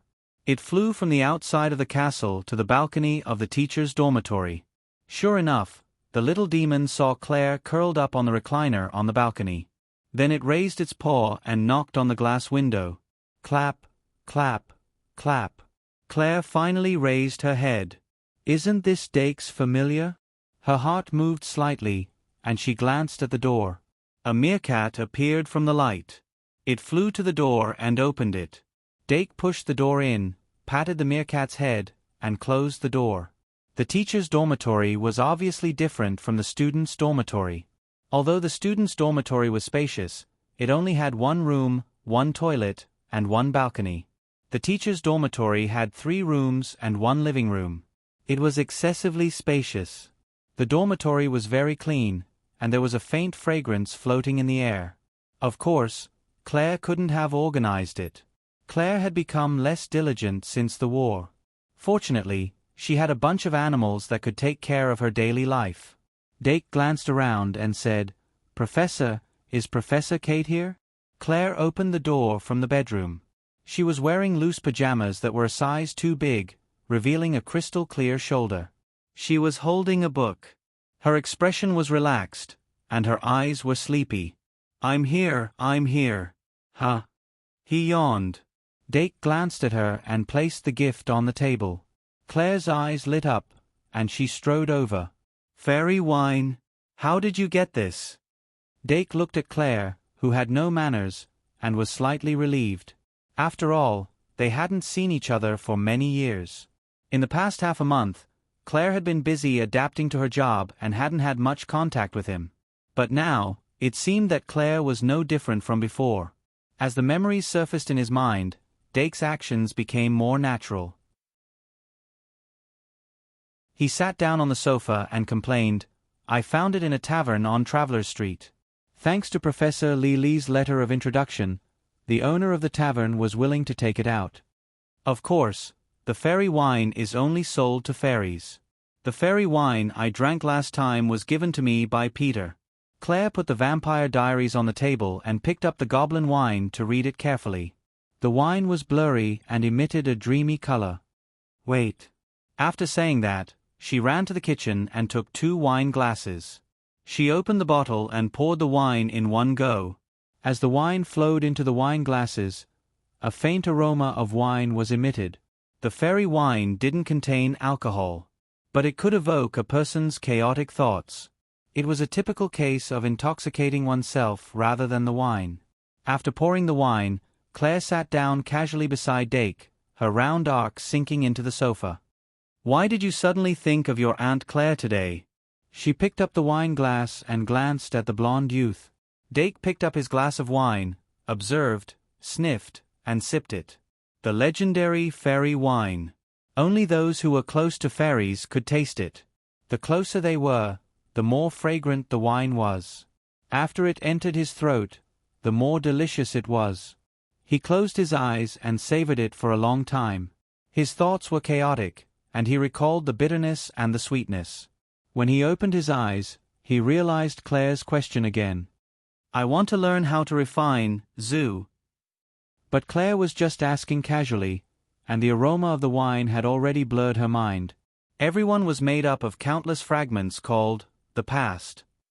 Happiness, anger, sorrow, joy, sorrow, bitterness, and sorrow. It was dyed with color like paint.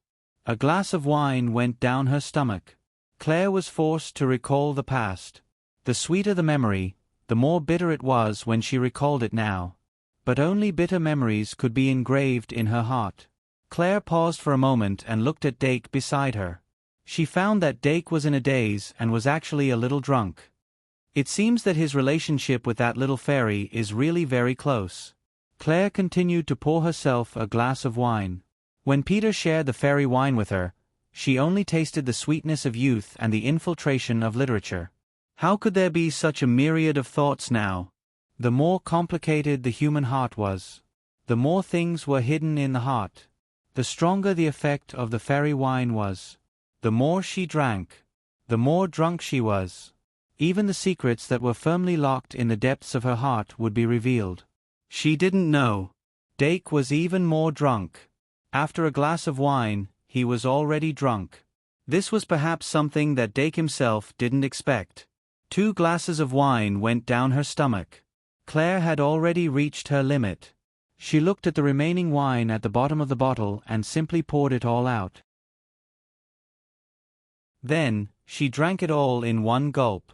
After that, she was dead drunk. A strange shade of red appeared on her cheeks.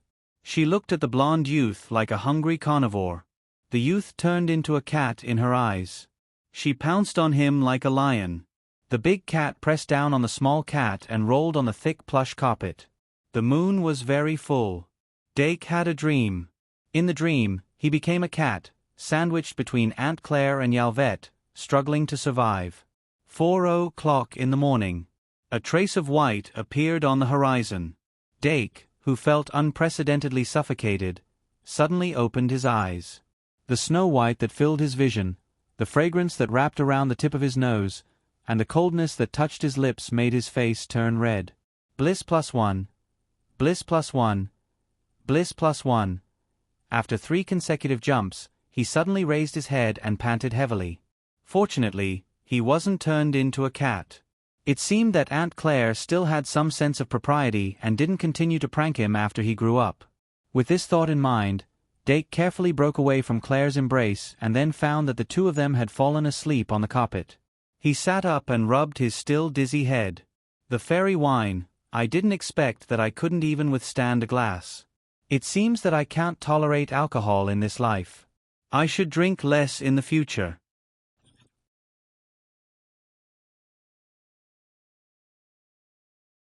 Chapter 152. Dake carried Claire and moved her to the sofa. Then, he took off the small blanket on the back of the sofa and covered her stomach. The physique of a high-level mage wasn't as weak as it looked. Although they didn't necessarily train, they would concoct magic potions to strengthen themselves slightly in order to adapt to the fighting on the battlefield. Claire was a hero on the battlefield. Naturally, she wouldn't get cold easily because of the low temperature in winter.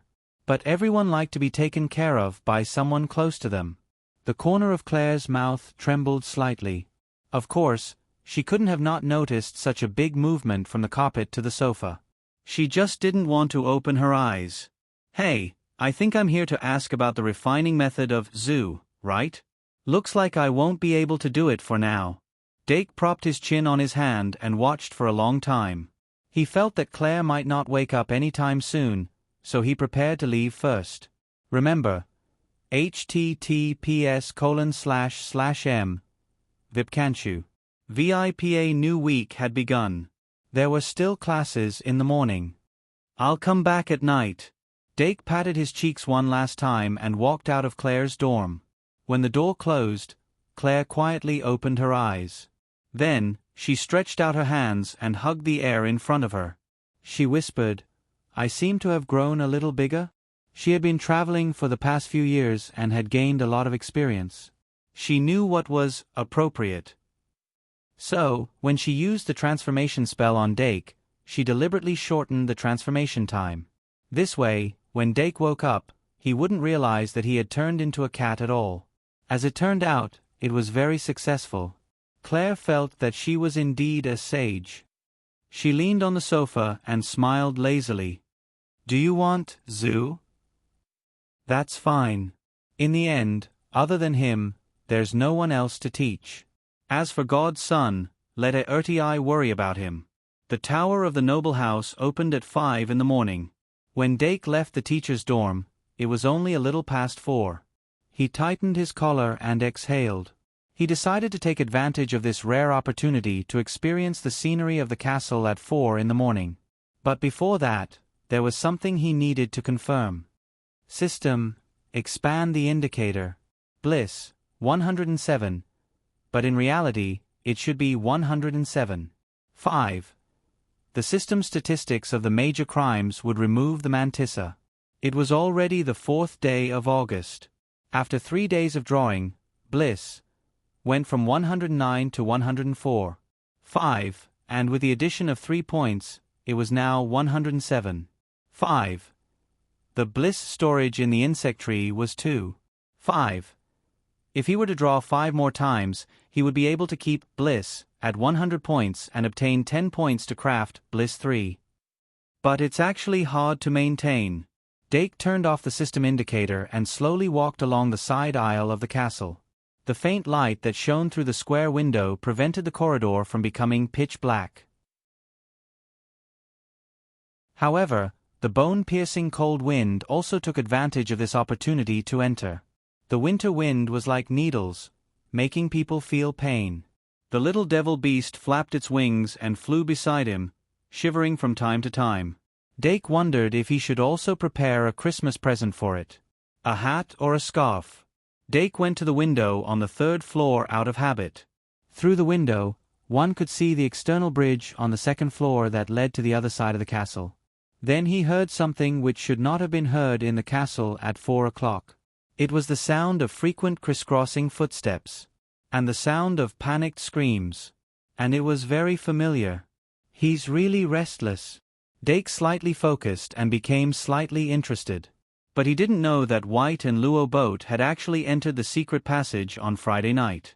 Only when one really went deep into the secret passage would they discover that the space inside was many times larger than they imagined. The two of them had brought enough rations and stayed in the secret passage for 3 whole nights. They only managed to escape now. The golems deployed by the school were actually only on the periphery of the secret passage. The depths of the secret passage were intricate and complicated.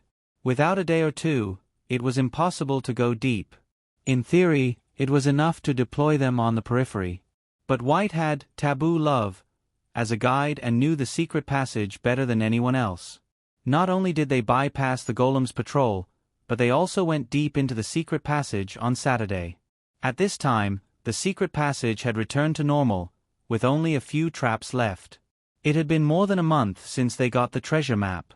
White used the method of putting himself in other people's shoes and finally deciphered the scrawl on the treasure map. They followed the route on the treasure map and worked together to move forward, constantly overcoming obstacles. Sunday evening. After finishing their last dinner, the two made a final assault and finally found the place where hero Brett God buried the treasure. It was a small secret room hidden in the wall of the secret passage that had no special features. White covered his palm with a layer of magic power and finally used the exhaustive search method to touch all the nearby walls before he found the entrance to the secret room. When the walls slowly became transparent under the influence of magic power, White's heart was filled with ecstasy. He rushed in without hesitation and fell flat on his face. The floor of the secret room was as smooth as a mirror, reflecting a swollen face. Then, Luo Boat carefully crept in and was surprised by the layout of the secret room. The whole secret room turned out to be made of mirrors. At first glance, it seemed that countless reflections of himself were looking at himself in the mirrors. This is the place where the hero hid his treasure. Where is the treasure?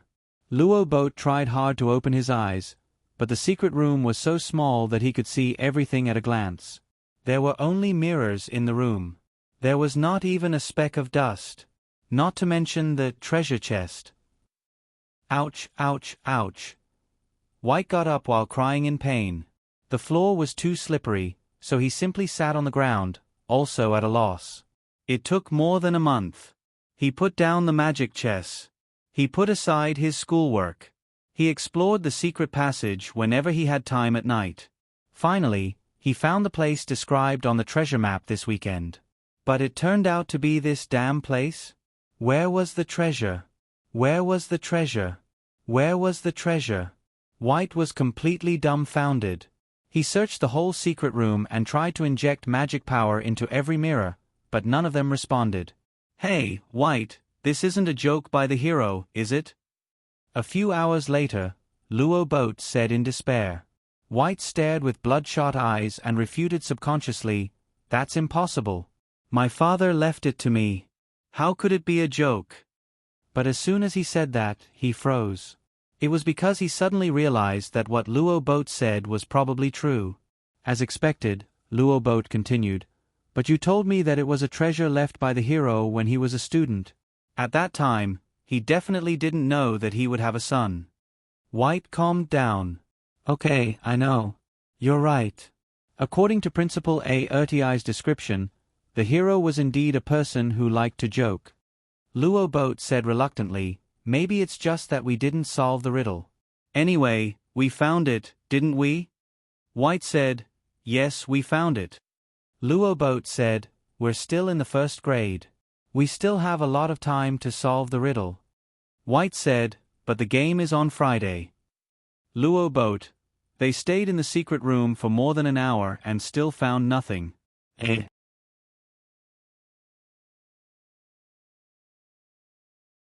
Chapter 153. White wished he could stay in the secret chamber for the rest of his life. But it was Monday at dawn, and they needed to go to class.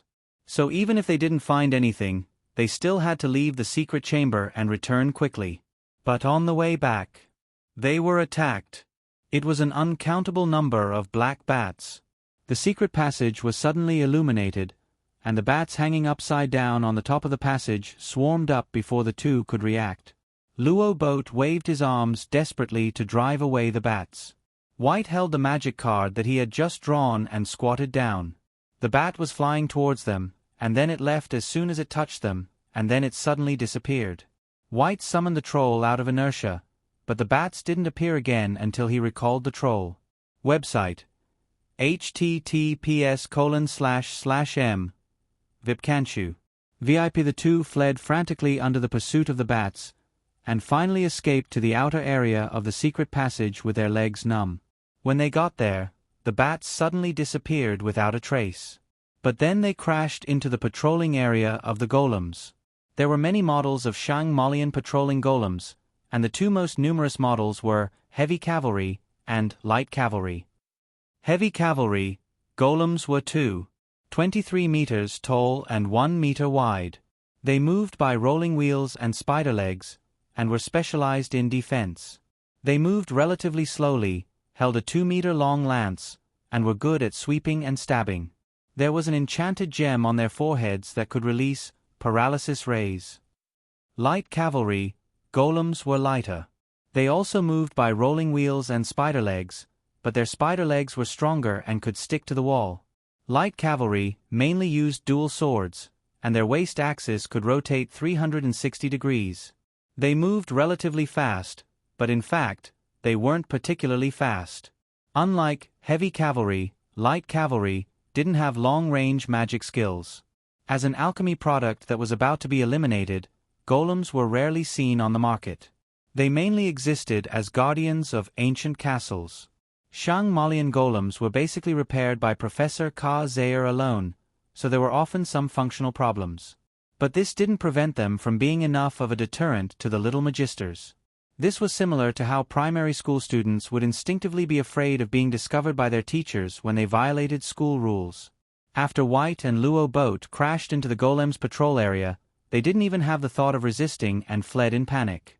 The two of them used their familiarity with the secret passageway to avoid being surrounded from the front, but there were more and more magic statues chasing after them. When they finally rushed out of the secret passage, the two of them panted heavily, thinking that they could finally relax. However, he met the eyes of the patrolling golems in the castle. "Is this the scenery at 4 in the morning?"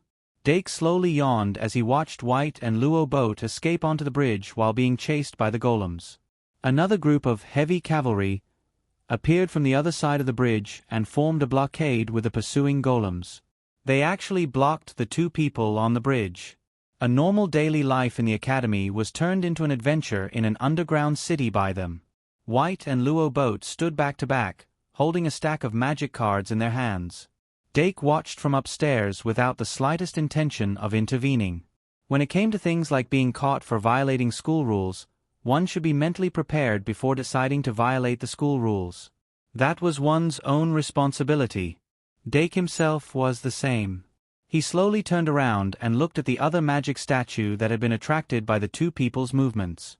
This magic statue wasn't a heavy cavalry or a light cavalry, but a dragon cavalry of a higher level. Non-certified unit detected. Non-certified unit detected. Arrest. Arrest. The enchanted gem on the magic statue's forehead flashed with scarlet light. It added a hint of eeriness to the dim early morning. Dake reached for his card bag. He had read the description of the Academy's magic statues. The structure of a dragon cavalry was more refined than that of a heavy cavalry and a light cavalry, and its functions were significantly improved. Its armor seemed thin, but it was even stronger than the heavy armor of a heavy cavalry. The metal skeleton that resembled a human's body was used as support, making the dragon cavalry more flexible. It was like a real human warrior, and the weapon in its hand was an edgeless greatsword that could swing out air currents. And the enchanted gem on its forehead could release a gravity ray. Upstairs and downstairs, inside the castle and on the bridge.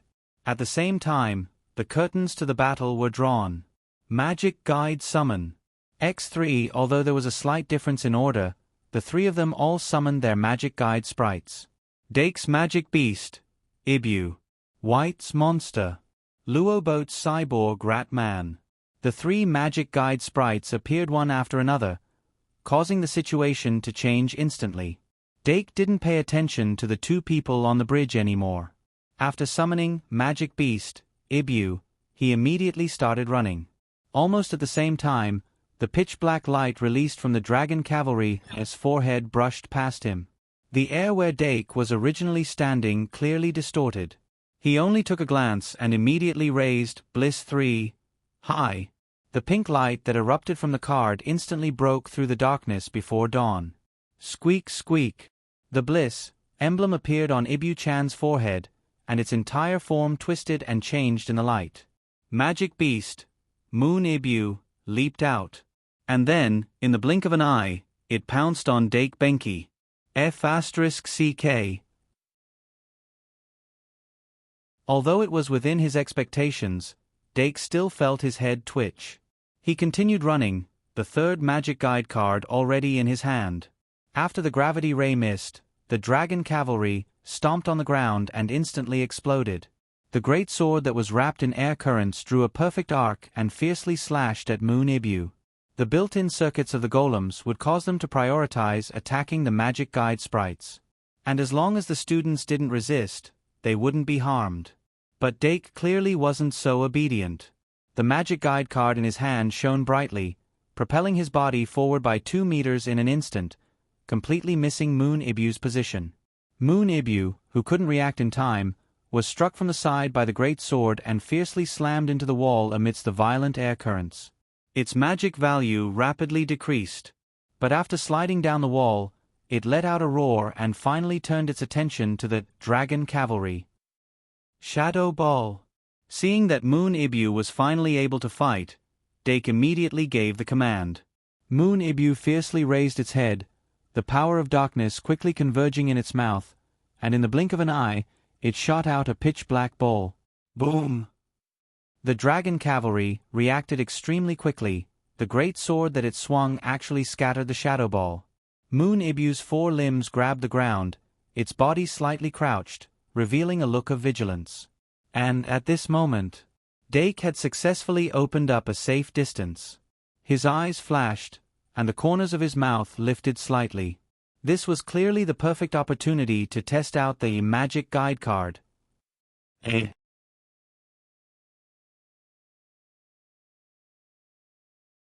Chapter 154. The operation mechanism of the Academy's golem determined that it would never abandon the magic elves to attack the students. Dake was very clear about this, which was also the main reason why he dared to use the golem to experiment with the magic card. Of course, if he hadn't bumped into it today, he wouldn't have taken this unnecessary risk. First, the obstruction curse. Moon Ibu growled. The evil aura released from its body brewed slightly, then suddenly exploded. Evil wave.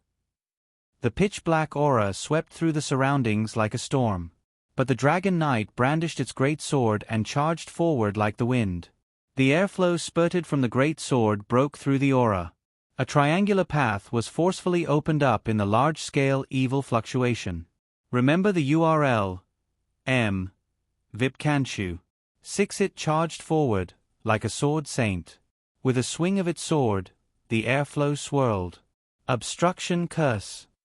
At that moment, a brick-sized air wall appeared in front of the Dragon Knight's feet. The Dragon Knight, whose coordination wasn't that high, was actually tripped by this little trick. When it finally got up, Dake had a new magic card in his hand. Magic Bullet Curse. Dake injected magic into the card, and a fist-sized magic bullet quickly formed and shot out. Poof! The magic bullet exploded on the Dragon Knight's gauntlet, creating a magic flower. But it didn't even leave a scratch. The Dragon Knight's power level was obviously higher than the 4-star Moon Ibu, so it was natural that it wouldn't be damaged by the magic bullet curse. Dake wasn't discouraged by this. The Dragon Knight stood up again after falling, and the great sword in its hand slashed at Moon Ibu again. Moon Ibu's ferocious nature was aroused, and it pounced forward, grabbing the great sword before it could be swung. But then, it was sent flying by the airflow spurting out from the great sword. Moon Ibu had already used up a lot of magic. But under the illumination of the moonlight, its magic was gradually recovering. Looking at the moon, Ibu had already used up all his strength. Dake immediately took out the next magic card, and quickly chanted, Sacrificial Summoning. With Illusory Beast, Moon Ibu, as sacrifice, I summon Milk Jar. Even though this was the first time he had used the Moon Ibrahim as a sacrifice to summon him. However, after Illusory Beast, Ibu had evolved, the card surface had indeed become 4 stars. Summoning 4 stars with 4 stars fulfilled all the conditions of the sacrificial summoning technique. This was also a common technique used by Magi. The premise was that the lesser the number of offerings used, the higher the quality of the offerings. Sacrificing a single card to summon a high-quality magic card with a low-quality magic card would increase the probability of failure. Especially when the sacrifice was heavily injured, the chances of the summoning failing would increase exponentially. Even if the summoning was successful, there would be a phenomenon of insufficient magic power.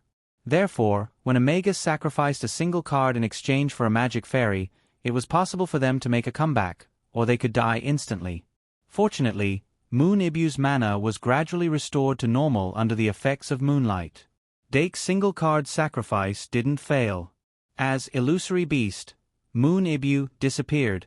A new magic guide fairy replaced it in the castle. Moo Hot Suit, the cute pink cow, appeared with an excited cry. It sat on the ground and wagged its tail at a higher frequency. The sudden change in the magic fairy caused the Dragon Knight's thinking circuit to stagnate slightly. Taking advantage of this opportunity, Dake immediately commanded, "Big Milk Can, turn round." Upon receiving its master's command, the Big Milk Can immediately curled its body into a ball. A layer of metallic luster appeared on the surface of its skin, and its defense instantly increased by a level, from the initial 2,000 points to 3,000 points. At this moment, the Dragon Knight had regained its senses. It strode forward, holding its great sword upside down, and ran towards the Big Milk Can. The airflow around the sword became stronger and stronger, as if it was accumulating power for a big move. Dake immediately roared, "Roll, Big Milk Can." "Moo." The milk jug responded, and its soft gaze instantly turned sharp. It fearlessly used "Roll" on the Dragon Knight. With the support of Round, the basic power of Roll doubled. Dake's eyes were bright as he watched the battle. The main purpose of this battle was to test the Roll skill. After the Big Milk Can started rolling, its speed gradually increased, and its momentum continued to rise. But at the same time, it also meant that at the beginning of its rolling, before the speed was up, it was very easy to interrupt. But once the speed was up, it would be very difficult to stop.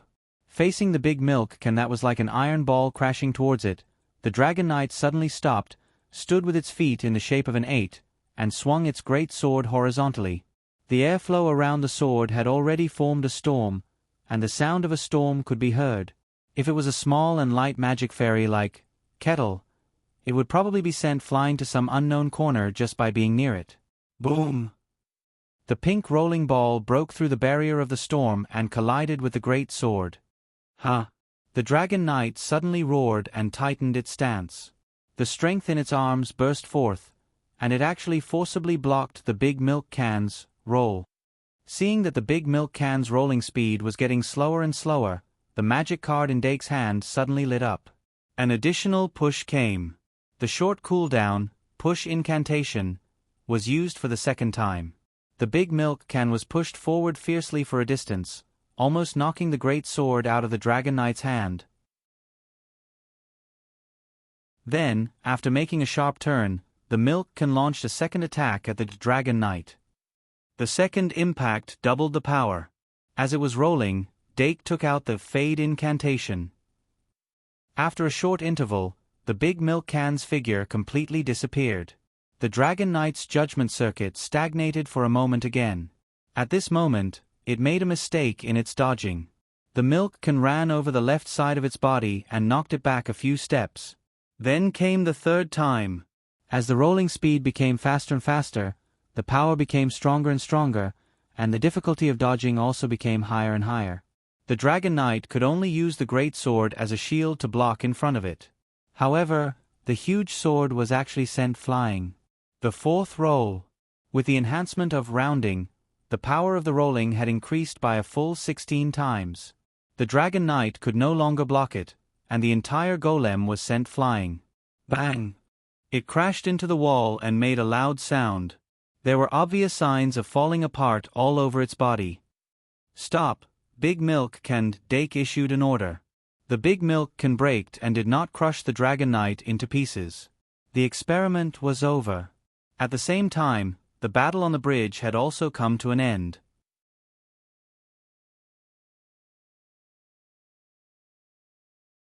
Chapter 155. The wind was blowing and the horse was laughing. On the bridge, White and Luo Boat were trapped in the middle of the bridge, even though their respective magic elves had successfully attracted the attention of the golems.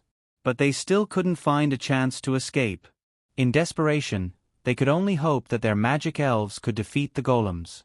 But White's troll still had the power to fight against the heavy cavalry. Robert's Ratman cyborg, on the other hand, was cut in half at the waist by the light cavalier, with the rotating force of the waist axis. As the rat cyborg disappeared, Luoboat had no choice but to summon his fantasy beast, Castle, but it was still shattered by the light cavalry in one strike. "What do we do, White?" Luoboat screamed desperately in fear. But White wasn't much better off.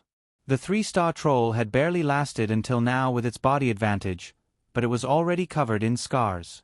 Remember, https://m Vipkanshu VIP Taboo Love was useless against the golems. He was at his wit's end. His only hope. White couldn't help but raise his head. He could hear someone fighting on the 3rd floor of the castle. That might be a turning point. Dake didn't know that White was treating him as his last hope. He put away the card, went to the window, and glanced down. He saw the heavy cavalry piercing through the troll, and the paralysis ray, shot from its forehead, hit White and Luoboat. GG. Dake mourned for them and then left without looking back. The curfew was about to end. The sounds made during the battle with the golems were also likely to attract more uninvited guests. He didn't want to be locked up. 5:00 sharp. The curfew was over. Dake quickly passed through the front door of the aristocrat house's tower and successfully returned to the dormitory. The battle just now made him a little tired. He lay on the bed for a while and welcomed the dawn of a new day. By the time he came back to his senses, Dake was already sitting in the summoning class. He was studying while waiting for Professor Shi Erfu to arrive. The professor was 5 minutes late, which was rare. Along with her, White and Luoboat came in through the back door with their heads down. Their expressions were extremely ugly. Professor Shi Erfu mercilessly exposed the fact that the two had violated the school rules and publicly announced that they would be grounded until the day before Christmas. As for the destroyed dragon cavalry, he didn't mention it at all. During the previous interrogation, Luoboat shouted that there was another person who had also violated the school rules, but Professor Shi Erfu simply ignored him. Records could be extracted even if the golem was damaged, but in reality, as long as they weren't caught by the golem, the professors would usually turn a blind eye. In principle, they encouraged students to break away from dogma and promote themselves. The first Monday in December. It was so exciting at the beginning. The matter of the brave duo being locked up became the topic of conversation among the first-year students during their leisure time. The only topics that were more topical than this were the intraclass competition on Friday and the dance party on Christmas Eve. The Halloween dance party wasn't enjoyable at all. The Christmas dance party was the romantic thing that couples yearned for. Shang Molian had always had a saying. The success rate of confessing at the Christmas dance party was 1,415,926% higher than usual. Although there was no evidence to prove the origin of this saying, there were indeed more college couples who got together at Christmas than usual. Dake felt that there were two reasons for this. One was related to the atmosphere and the sense of ceremony, and the other was more realistic. People who could become dance partners more or less had feelings for each other. In other words, they had feelings for each other, which was why they were successful. Of course, the group atmosphere could also increase courage, making people who were usually shy and timid dare to express their feelings for each other. Teenagers actually didn't think too much. If they liked each other, they would confess. Then they would be rejected. Then they would become autistic. Many people didn't understand the weight of feelings. Monday's class ended quickly. At 3:30 in the afternoon, White and Luoboat packed up their books and went to the teaching room. Professor Shi Erfu was a man of his word. Not only were they going to be confined, but they were also going to be deducted a lot of credits. They were already short on credits, and now they had even less credits. It's completely over. White's face was gloomy. He felt that the future was bleak. Luoboat was also faintly afraid. How will Professor Shi Erfu punish us? White, maybe she'll write an apology letter. Luoboat, or maybe she'll clean the corridor. White, As long as it's not the toilet, Luo Boat. I don't think so. Professor Shi Erfu is surprisingly humane. She didn't extend the confinement until after Christmas.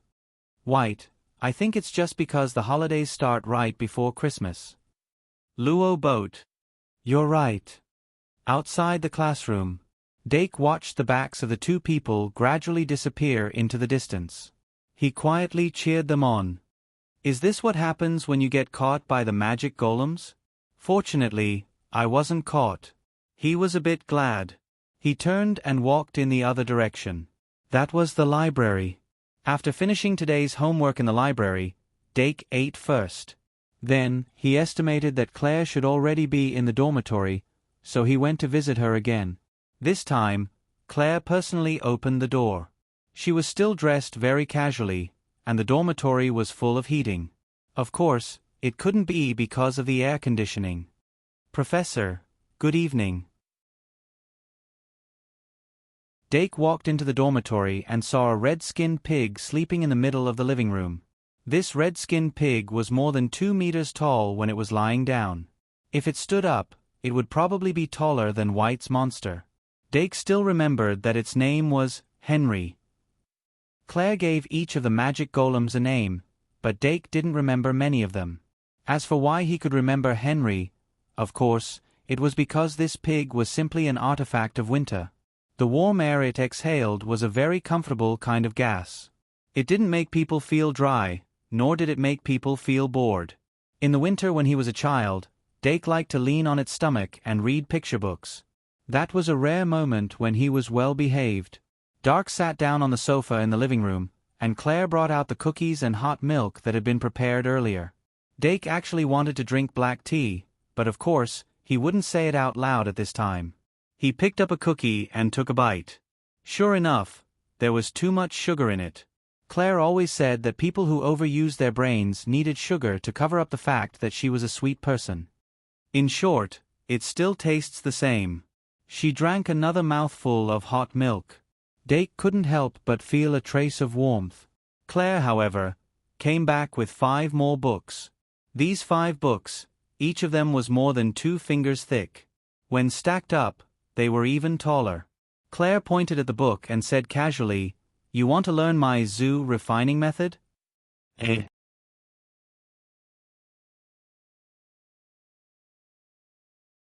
Chapter 156.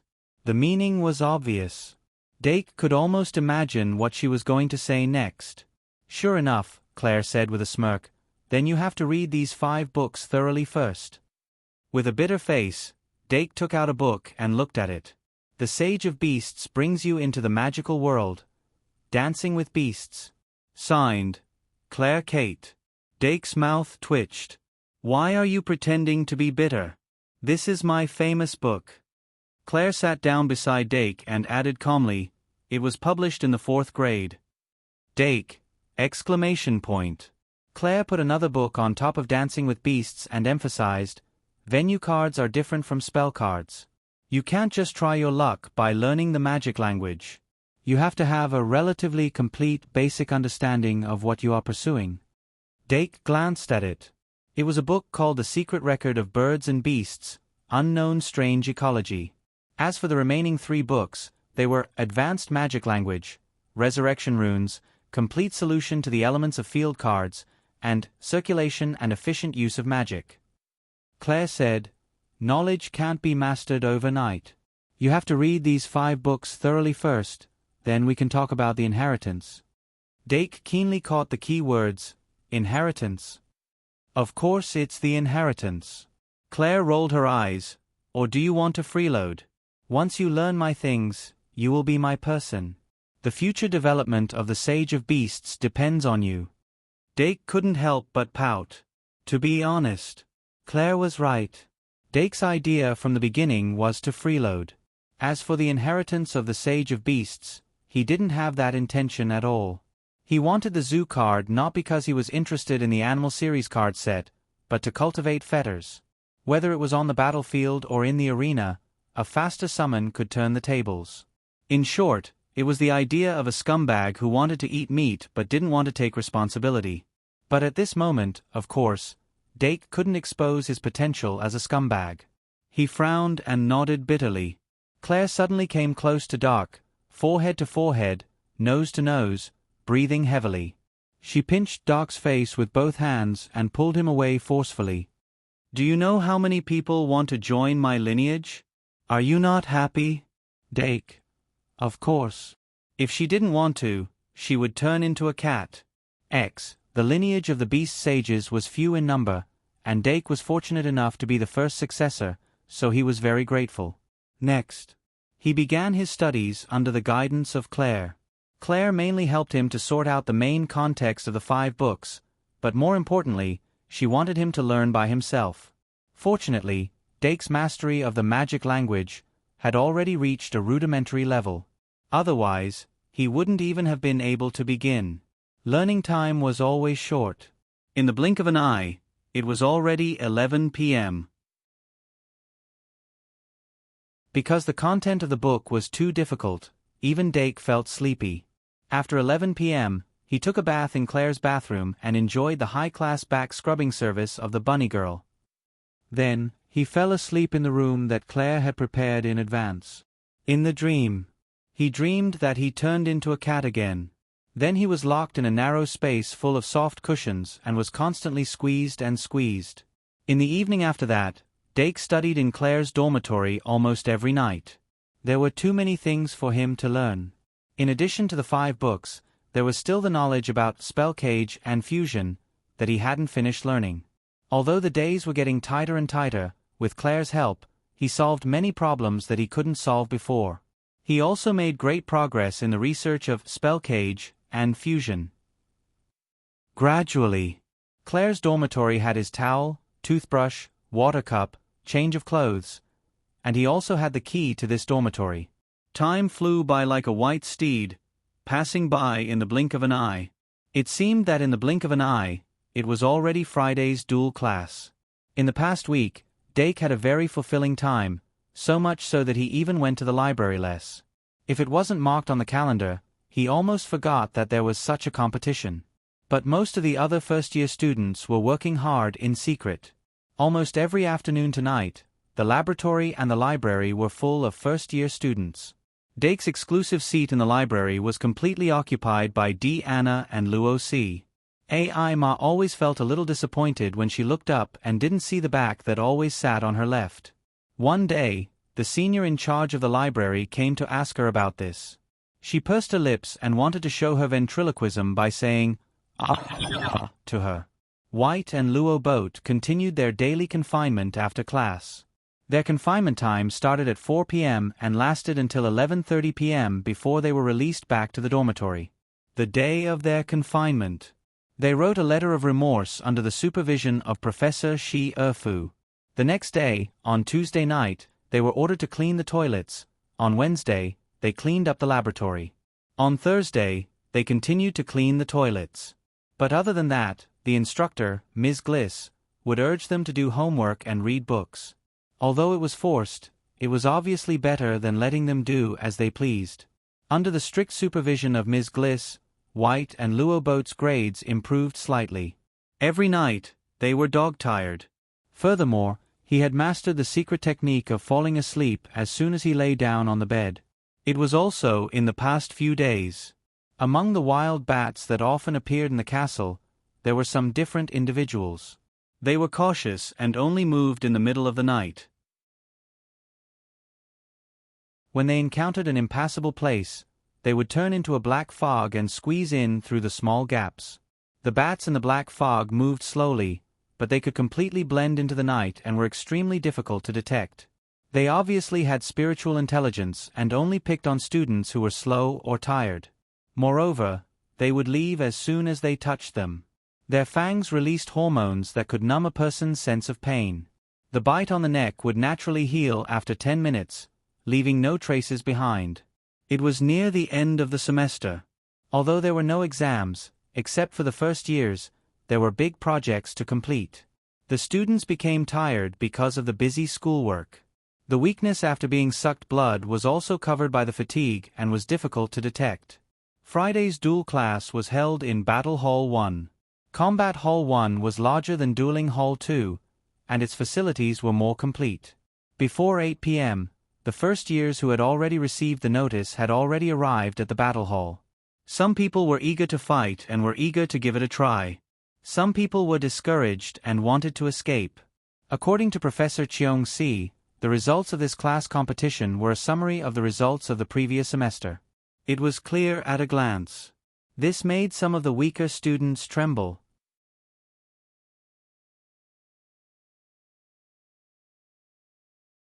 Chapter 157. 1. Battle Hall. On the bench at the edge of the hall, Dake was counting his magic cards. Last night, he studied until midnight and didn't have time to count his cards. But he only had a few magic cards now, so he finished counting them quickly.